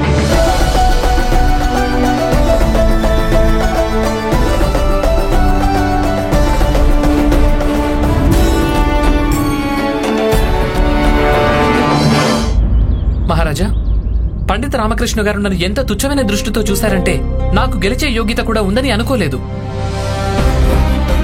అయినా పనిచేస్తున్నప్పుడు ఆయన నాకెన్నో సంకేతాలు ఇచ్చారు. కానీ మహారాజా, చివర్లో ఎలాంటి సంకేతం ఇచ్చారంటే దాని కారణంగానే నేను దొంగ సూర్యారావుని పట్టించడంలో అలాగే పోటీలో గెలవటంలో సఫలమయ్యాను. కానీ మహారాజా, ఒకవేళ ఆయన తలుచుకుంటే ఆయనే స్వయంగా సూర్యారావుని పట్టుకుని ఈ పోటీలో గెలుచుండేవారు. బీర్బల్, ఈ ఉత్తర భారతదేశంలో నీలిరంగు మామిడికాయలు దొరుకుతాయా? నీలిరంగు మామిడికాయలు నేను ఎప్పుడు చూడలేదు, ఎప్పుడు వినలేదు పండిత రామకృష్ణ గారు. కానీ సూర్యారావు ఇంట్లో అయితే నేను చూశాను. నాకు అవే నీలిరంగు మామిడికాయలు తెచ్చి.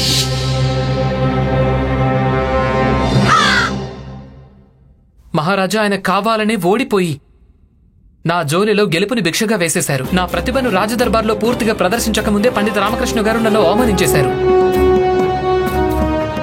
ఇలా చేసి ఆయన పోటీ నియమాలను అతిక్రమించడం మాత్రమే కాదు, నిజానికి గెలిచే పోటీలో కావాలని ఓడిపోయి రాజ్యానికి మోసం చేశారు. మహారాజా, ఆయన దర్బారులో తన పదవిని వదులుకొని ఎలా అనుకునేలా చేశారంటే తన అహానికి ఏది అడ్డురాదన్నట్టుగా. మహారాజా, మీరు కేవలం ఆయనకు దర్బార్లో అలాగే రాజ్యంలో స్థానం ఇవ్వటమే కాదు, మీరు మీ మనస్సులో స్థానం ఇచ్చి మీ మిత్రునిగా కూడా భావించారు. మహారాజా, ఇక మీరే చెప్పండి, ఎవరైతే మిమ్మల్ని దర్బారుకి, రాజ్యానికి, ప్రజలకు హాని కలిగించి వెళ్లిపోయారో వాళ్లకు ఎలాంటి శిక్ష విధించకూడదంటారా? విధించాల్సిందే, తప్పకుండా విధించాల్సిందే. మీరు చెప్పింది నిజమే బీర్బల్ మహాశయ. ఈ రోజు మీరు మా కళ్ళనే కాదు, నిజానికి ఈ దర్బారు కళ్ళనే తెరిపించారు. అలాంటి వ్యక్తికి తప్పక శిక్ష పడి తీరాల్సిందే.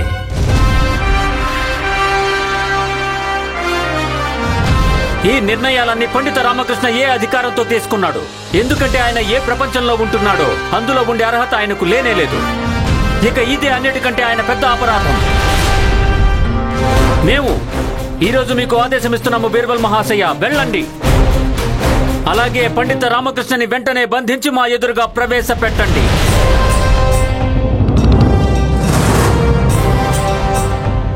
అప్పుడే మేము ఆయనకి ఏది సరైనదో అలాంటి శిక్ష విధిస్తాము. కఠినాతి కఠినమైన శిక్ష పడుతుందా పండిత రామకృష్ణకి? అలాగే మహారాజా. మహారాజా, అది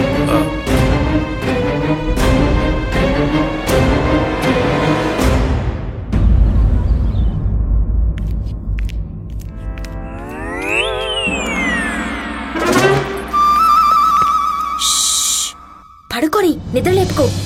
ఇన్ని సంవత్సరాల తర్వాత ఎలా నిద్రపోతున్నాడంటే ఇలా చిన్నప్పుడు నా ఒడిలో నిద్రపోతుండేవాడు ప్రశాంతంగా. తెనాలి రాగానే అమ్మ గారాబం చూపించడం మొదలెట్టింది. నాన్న బాల్యం తిరిగొచ్చిందా లేక అమ్మకు మమత తిరిగొచ్చిందా? గాఢమైన నిద్రలో నుంచి లేస్తే వాడు కనిపిస్తుంది చనిపోయాడేమోనని. తర్వాత నీ చర్మం ఒలుస్తాడు.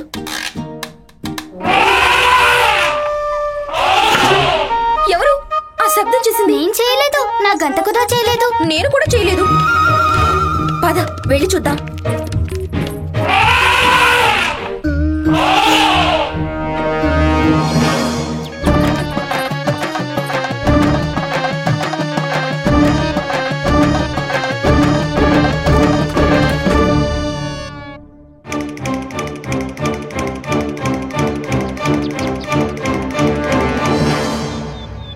విజయనగర మహారాజు కృష్ణదేవరాయల్ని మోసం చేసిన అపరాధానికి మేం పండిత రామకృష్ణ గారిని బంధించడానికి వచ్చాం.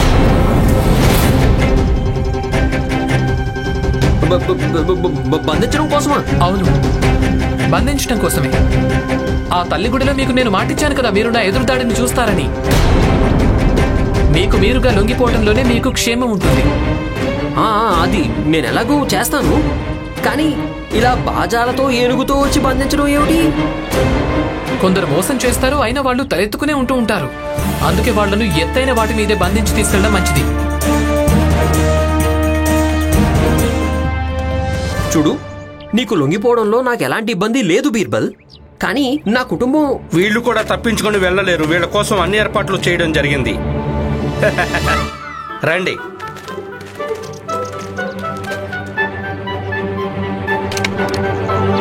పండిత రామకృష్ణ గారిని వీలైనంత త్వరగా దర్బార్లో ప్రవేశపెట్టాలని మహారాజు ఆదేశం ఇచ్చారు. ఇక మీరు మీ వాహనం మీద కూర్చోండి. రామకృష్ణ పండితుల వారు, మీ దగ్గర ఇంక వేరే మార్గం ఏం లేదు. పదండి.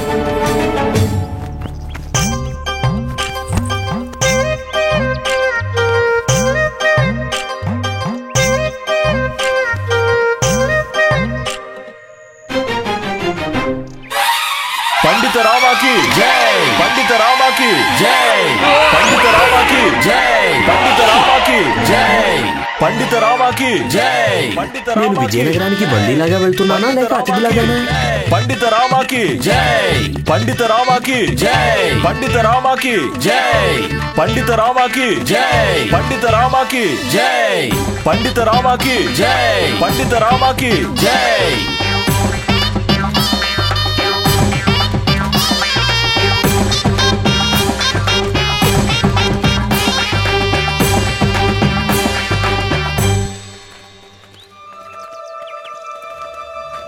అసలు ఇక్కడ ఏం జరుగుతోంది? శారదా, దీన్ని బందీ అవడం అంటారా? అయితే భగవంతుడు రామాను ప్రతి వారం బందీని చేసి ఉంచాలి. అవునత్తయ్య, బహిష్కరించడం కన్నా మంచిదే. కానీ వద్దు, ప్రతి వారం ఒక్కసారి కాదు, ఒక నెలకు ఒక్కసారి. లేదంటే పల్లకి అనుభూతి మొత్తం కూడా వెలవెలబోతోంది. వద్దు. వీళ్లకు వీళ్ళ ఆనందం గురించి పట్టింది. వీళ్లకు తెలీదు ముందు ఎలాంటి సమస్య రాబోతుందో.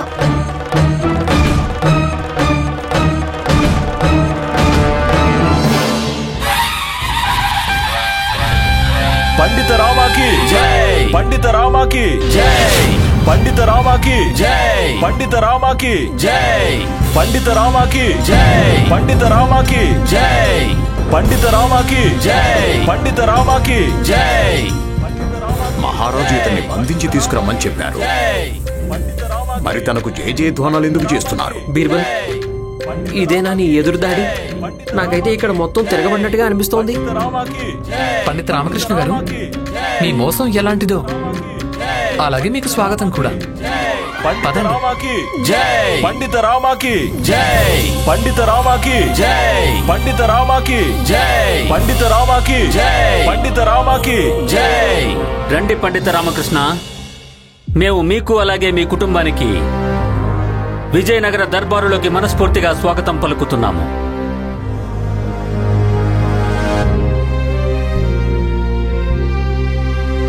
స్వాగతం పలుకుతున్నారా? ప్రణామాలు మహారాజా. చూడండి పండిత రామకృష్ణ, బీర్బల్ మహాశయుడు మాకు మీ గురించి అన్ని విషయాలు చెప్పాడు. ఇది మాకు తెలుసు, మీరు మా విషయంలో అలాగే మా రాజ్యాన్ని మోసం చేశారని. అందుకు మీకు శిక్ష పడాల్సిందే, తప్పకుండా పడుతుంది. ఇక మీ శిక్ష ఏమిటంటే పండిత రామకృష్ణ, ఈ రోజు నుంచి మీరు విజయనగర రాజ్యం నుంచి వెళ్లిపోవడం గురించి ఆలోచించడానికి కూడా వీల్లేదు.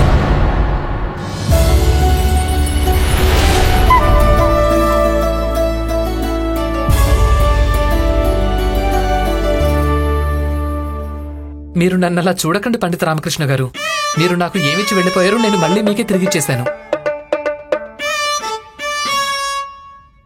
నువ్వు వచ్చినప్పటి నుంచి నా జీవితం సరిహద్దుల్లో కాపలా కాసేవాడి కంటే దారుణంగా అయిపోయింది. తను ఎలాంటి తప్పు చేయడానికి వీల్లేదు. తప్పు చేశాడంటే చచ్చిపోతాడు. పందెం వేయడం నుంచి మొదలుపెట్టిన నువ్వు ఇప్పుడేమో ఏకంగా బెదిరిస్తున్నావు నన్ను. ముందు ముందు ఏం చేయబోతున్నావు బాబు? విజయనగరానికి రాకముందు నా కల ఒకటే పండిత రామకృష్ణ గారు. ఇక ఈ రోజు కూడా అదే ఉంది, మీ అడుగుజాడల్లో నడవటం. అయినా పండిత రామకృష్ణ గారు, మీరు నా గురుతుల్యులు. మీరెప్పుడూ గౌరవనీయులు కాబట్టే మీ తోడు పొందగలిగాను నేను. చూసారా గురువుగారు, మీ ధనిమణిలు ముందే చెప్పారు నకిలీ దానాలు ఇవ్వద్దు అని. తను మళ్ళీ తిరిగి వస్తాడు అని. చూసారా, మళ్ళీ తిరిగి వచ్చేసాడు.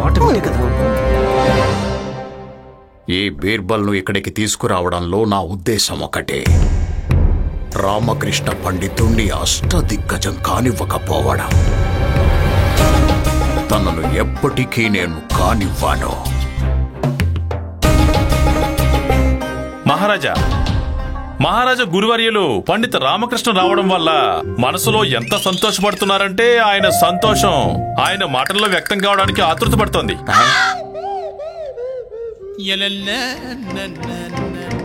గురువర్యా, మహారాజా, నేను కేవలం...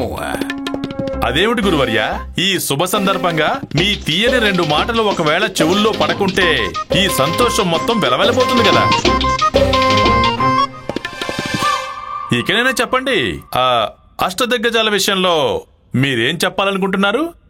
అవును, కాదు, అది లేదు మహారాజా. అది నేను ఆలోచిస్తున్నాను మహారాజా. నేను ఏం ఆలోచిస్తున్నానంటే, ఈ రామకృష్ణ పండితుడు విజయనగరాన్ని వదిలేసి వెళ్లడంతో పాటు తను అష్టదిగ్గజం అయ్యే భాగ్యాన్ని కూడా వదిలేసి వెళ్ళాడు. గురువర్య ఒక కర్మవాది అలాగే యోగ పురుషుడి భాగ్యమనే సూర్యుడు ఎప్పటిదాకా అస్తమించడంటే తను ప్రయత్నం చేయడం మాననంత వరకు అస్తమించడు. ఇక పండిత రామకృష్ణ ఇప్పటికీ అష్టదిగ్గజం కావడం కోసం ప్రయత్నం చెయ్యొచ్చు.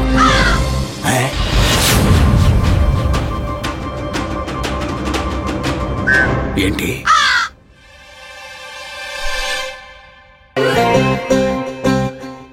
ఈశ్వర, నాకు ఒకదాని తర్వాత ఒకటి దెబ్బ తగులుతూనే ఉంది. దయ చూపించు ఈశ్వర ఈ భక్తుని మీద. ఒక్క రోజులోనే ఇన్ని దెబ్బలు తినే అలవాటు నాకు లేదు. అవును పండిత రామకృష్ణ, మీ దగ్గర ఇప్పటికీ అవకాశం ఉంది అష్టదిగ్గజం కావడానికి.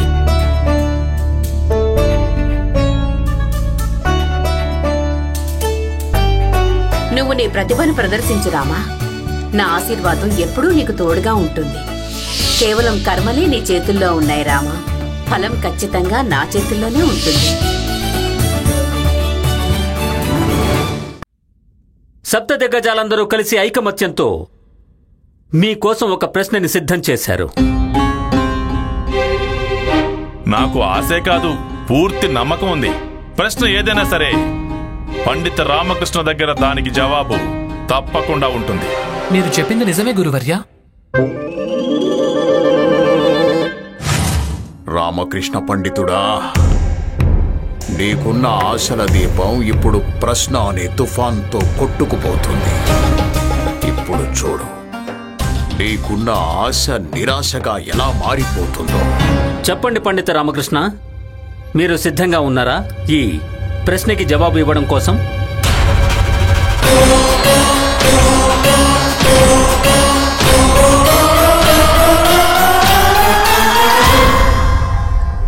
అవును మహారాజా, నేనిప్పుడు ఆ జగన్మాతని ధ్యానిస్తూ మనస్ఫూర్తిగా ఆ ప్రశ్నకి జవాబు ఇవ్వడానికి ప్రయత్నం చేస్తాను.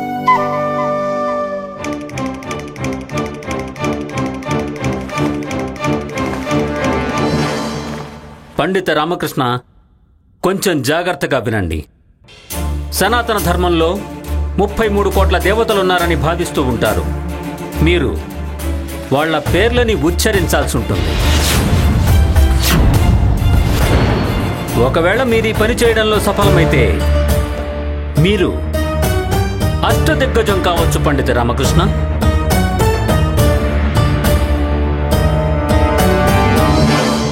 ఇప్పుడు దీనికి జవాబేంటో అది నాకు తెలియదు, కానీ ఇది మాత్రం ఖచ్చితంగా తెలుసు.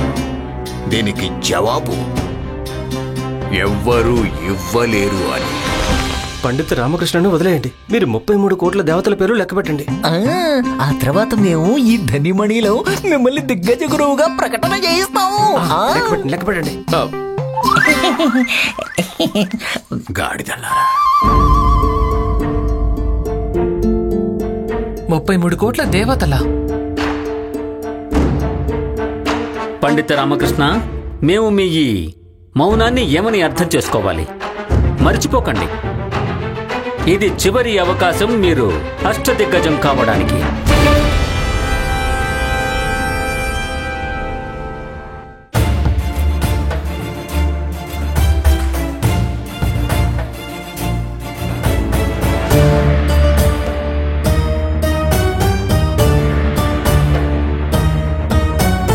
పండిత రామకృష్ణ, మీరు దర్బారు సభ్యుల ఎదురుగా 33 కోట్ల దేవతల పేర్లు చెప్పగలరా లేదా?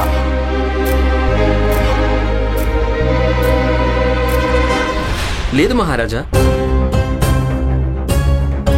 నేనే కాదు, ఈ ప్రశ్నకి ఎవ్వరూ జవాబు చెప్పలేరు. చివరికి వేదాల్లోనైనా ఉపనిషత్తుల్లోనైనా ఈ ప్రశ్నకి జవాబు దొరకడం చాలా కష్టం. అందుకు కారణం ఏమిటంటే అసలు ప్రశ్నే తప్పు.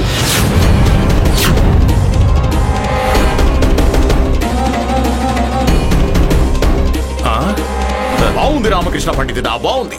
నాట్యం రాక వేదిక వంకరా అని చెప్పిందట. జవాబు చెప్పలేకనే ప్రశ్న సరైంది కాదనే ప్రశ్న లేవనెత్తావా?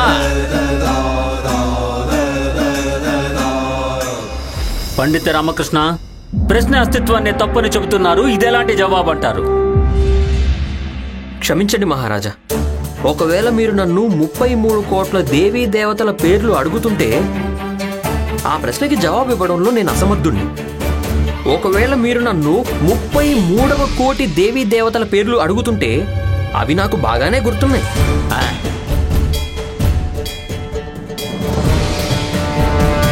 మహారాజా, ఈ రామకృష్ణ పండితుడు చాలా విచిత్రంగా మాట్లాడుతున్నాడు. అసలు కోట్లు కోటిలో ఏం తేడా ఉందని. కొలతకి సమూహానికి ఉన్న తేడానే గురుదేవా. అది మితంగానూ అపరిమితంగానూ ఉంటుంది. మహారాజా, మన వేదాలని వేరువేరు భాషల్లో అనువదించే సమయంలో అనువాదకుడు పొరపాటున వేదాల్లో రాసిన 33వ కోటి అనే పదాన్ని 33 కోట్లుగా అనుకున్నాడు.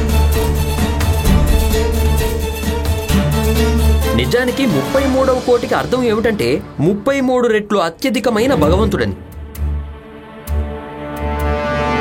రామకృష్ణ పండితుడా, అసలు మీరు ఏమంటున్నారో మీకు తెలుసా? నేనేం చెప్తున్నానంటే గురుదేవా, దీని ప్రస్తావన ఋగ్వేదం, యజుర్వేదం అలాగే మిగతా ఉపనిషత్తుల్లో కూడా ఉంది. ఇదే ప్రశ్నని బృహదారణ్యక ఉపనిషత్తులోనూ యాజ్ఞవల్క్యుల ప్రశ్నావళిలోనూ అడగడం జరిగింది మహారాజా.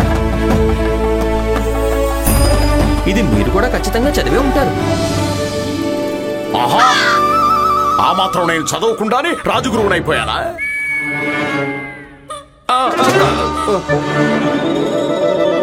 మహారాజా, ప్రముఖ వేదాల్లోనూ ఉపనిషత్తుల్లోనూ చెప్పడం జరిగింది 8 మంది వసువులు, 12 మంది ఆదిత్యులు, 12 మంది రుద్రులు, ఇంకా 2 అశ్విని కుమారులను కలిపి 33వ కోటి దేవతలవుతారు. ఒకవేళ వివరంగా చెప్పాలంటే 8 వసువులు ప్రకృతిలోని విభిన్నమైన భాగాలకి ప్రాతినిధ్యం వహిస్తారు. ఎలా అంటే అనిల్ అంటే వాయువు, ఆపస్ అంటే జలం, ద్యోస్ అంటే అంతరిక్షం, ధర అంటే పృథ్వీ, ధ్రువ్ అది మనకి ధ్రువతార పేరుతో కూడా తెలుసు,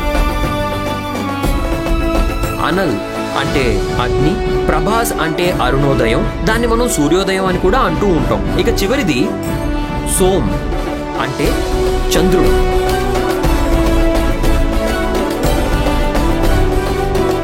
ఇక 12 ఆదిత్యులు. వీరు మనకి మన సామాజిక జీవితంలోని 12 భాగాలన్నమాట. అలాగే కాలంలో కూడా 12 నెలల్ని తెలియజేస్తుంటారు.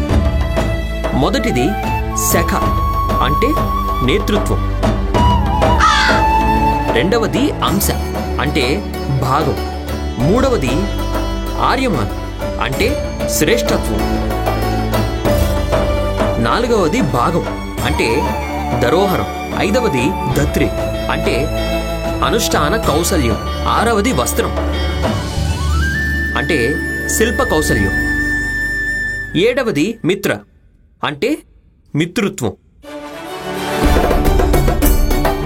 ఎనిమిదవది రవి లేదా పూష, దీని ప్రతీక సమృద్ధికి, తొమ్మిదవది సౌవిత్ర లేదా పరిజన్యం, దాని అర్థం ఏమిటంటే పదాల్లో దాగి ఉన్న శక్తి అన్నమాట. 10వది సూర్య లేదా వివస్వాన్, దీనికి అర్థం ఏమిటంటే సామాజిక చట్టం. 11వది వరుణ, ఇది భాగ్యానికి ప్రతీక. ఇక 12వది చివరిది వామన, దీని అర్థం ఏమిటంటే బ్రహ్మాండ చట్టం.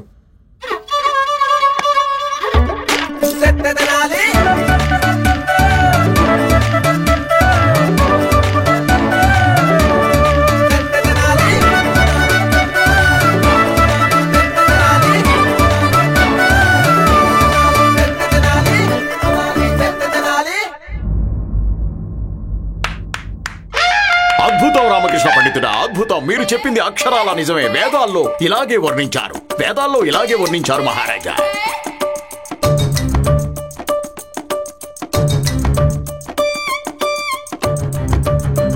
ఇక ఇప్పుడు 11 రుద్రులు. వీరు మన 11 ఇంద్రియాలకి యజమానులు. వాటిల్లో మొదటి 5 ఆనందం అంటే ప్రసన్నత అలాగే సంతోషం, రెండవది విజ్ఞానం అంటే జ్ఞానం, మూడవది మనసు అంటే ఆలోచనలు, నాలుగవది ప్రాణం అంటే ప్రాణశక్తి, ఇక 5వది వాక్కు అంటే వ్యాఖ్యానం. మిగిలిన 6లో 5 మహాశివుని రూపాల పేర్లు.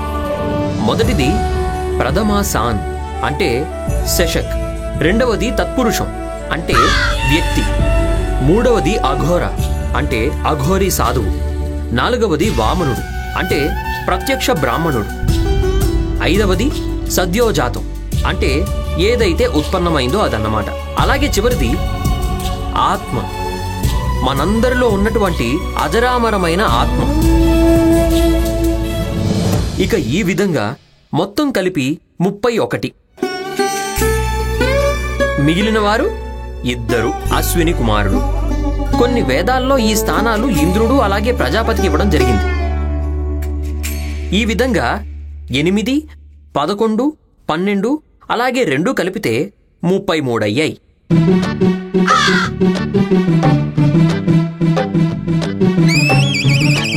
ఏమంటారు గురుదేవా? 33వ కోటి దేవతలయ్యారా? అవును అవును, వీళ్ళే 33వ కోటి దేవతలు. కానీ రామకృష్ణ పండితుడా, మీరు పదే పదే నన్నే ఎందుకు అడుగుతున్నారు? పరీక్ష మీకు జరుగుతోంది, నాకు కాదు. మంచిది. బీర్బల్, ఒకవేళ నీకేమైనా సందేహం ఉంటే గనక. పండిత రామకృష్ణ గారు, ఇంత బాగా వివరించినందుకు మీకు మనస్ఫూర్తిగా ధన్యవాదాలు. ఇదే విధంగా మహారాజా ఎవరో ఏదో చదివి ఇంకేదో అనుకుని ఎక్కడో ఏదో అనేశారు కాబట్టి మనం అందరం నమ్మేస్తాం. అందుకే మీ అందరినీ నేను వేడుకుంటున్నాను, నేను చెప్పిన మాటల్ని ఊరికే నమ్మేయకండి. కొంత సమయం తీసుకుని స్వయంగా అధ్యయనం చేయండి. అలాగే ఇందులో నిజమెంతో తెలుసుకోండి. మీరు స్వయంగా అధ్యయనం చేసినప్పుడు ఈ 33వ కోటి దేవతల వెనుకున్న పరమార్థం ఏమిటో అర్థమైపోతుంది. ఎవరిని పరమాత్మ అనుకుంటున్నామో ఆయన కూడా ఒక సమూహమే కదా.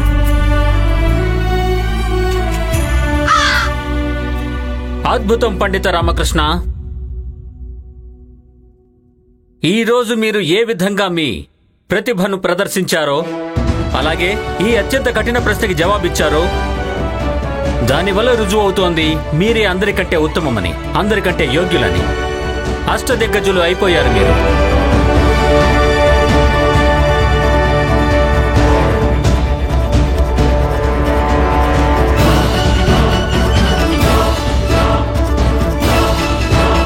ఈరోజు మేము విజయనగర సామ్రాట్ కృష్ణదేవరాయలము ఏం ప్రకటించబోతున్నామంటే దాన్ని ఇతిహాసం ఎప్పటికీ గుర్తు పెట్టుకుంటుంది.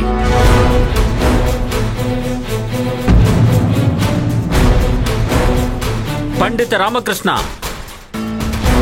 మిమ్మల్ని ఈ రోజు నుంచి, ఇప్పటి నుంచే, ఈ క్షణం నుంచే విజయనగర రాజ్యానికి అష్టదిగ్గజమని ప్రకటిస్తున్నాము.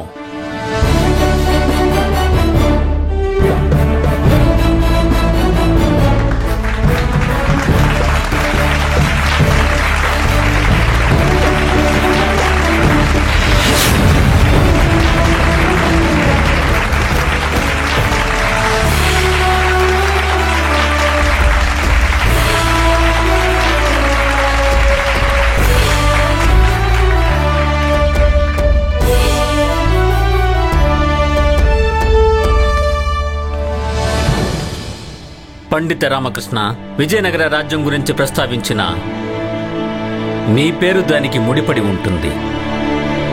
మాకు గర్వంగా ఉంది మీరు మాకు అష్టదిగ్గజమైనందుకు.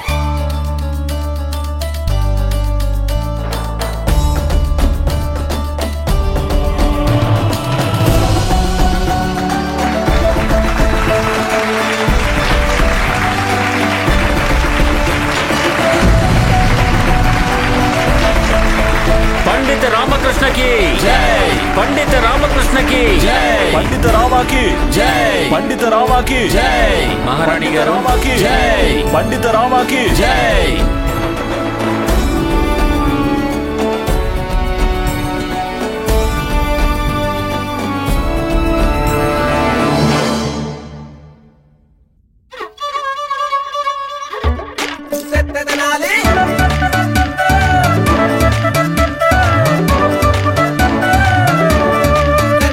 రామకృష్ణ పండితుడా, నా తరఫున కూడా మీకు మనస్ఫూర్తిగా శుభాకాంక్షలు. ధన్యవాదాలు గురుదేవా.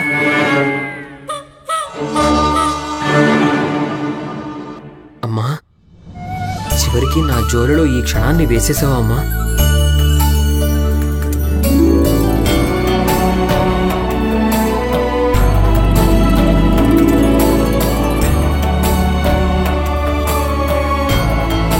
ఎక్కడికి వెళ్తున్నావు మిత్రమా? పండిత రామకృష్ణ గారు, కొన్ని ప్రయాణాలకు గమ్యం కేవలం భాగ్యానికే తెలుసుంటుంది. నేను కేవలం జీవితంలో ముందుకు సాగడానికి ముందు మీ ఆశీర్వాదం తీసుకోవడానికే వచ్చాను. అయినా మీరే కదా చెప్పారు ఒక్క వరలో 2 కత్తులు ఇవ్వడలేవు అని.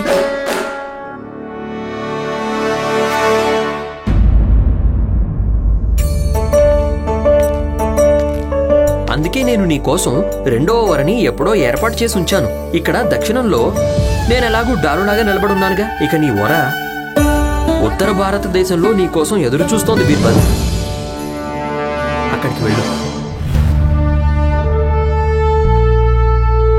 బీర్బల్ మహాశయ, విజయనగర రాజ్యానికి మీరు ఖాళీ చేతులతో వచ్చారు, కానీ ఖాళీ చేతులతో వెళ్ళడానికి వీల్లేదు. మహామంత్రి గారు, మహారాజా, బీర్బల్ మహాశయుని కోసం ఒక గుర్రం నాణేలు అలాగే భోజన ఏర్పాట్లు చేయండి. పూర్తిగా రాజ్య గౌరవంతో ఆయనకి వీడ్కోలు పలకాలి. తమరి ఆజ్ఞ మహారాజా. ఇంకొక విషయం బీర్బల్ మహాశయ, మాకు పూర్తిగా నమ్మకం ఉంది మీరు మీ జీవితంలో అభివృద్ధి అలాగే ప్రసిద్ధిలో కొత్త ఎత్తుల్ని తాకబోతున్నారు. మా యొక్క అలాగే విజయనగర రాజ్య శుభాకాంక్షలు మీకు తోడుగా ఉంటాయి. ధన్యవాదాలు మహారాజా.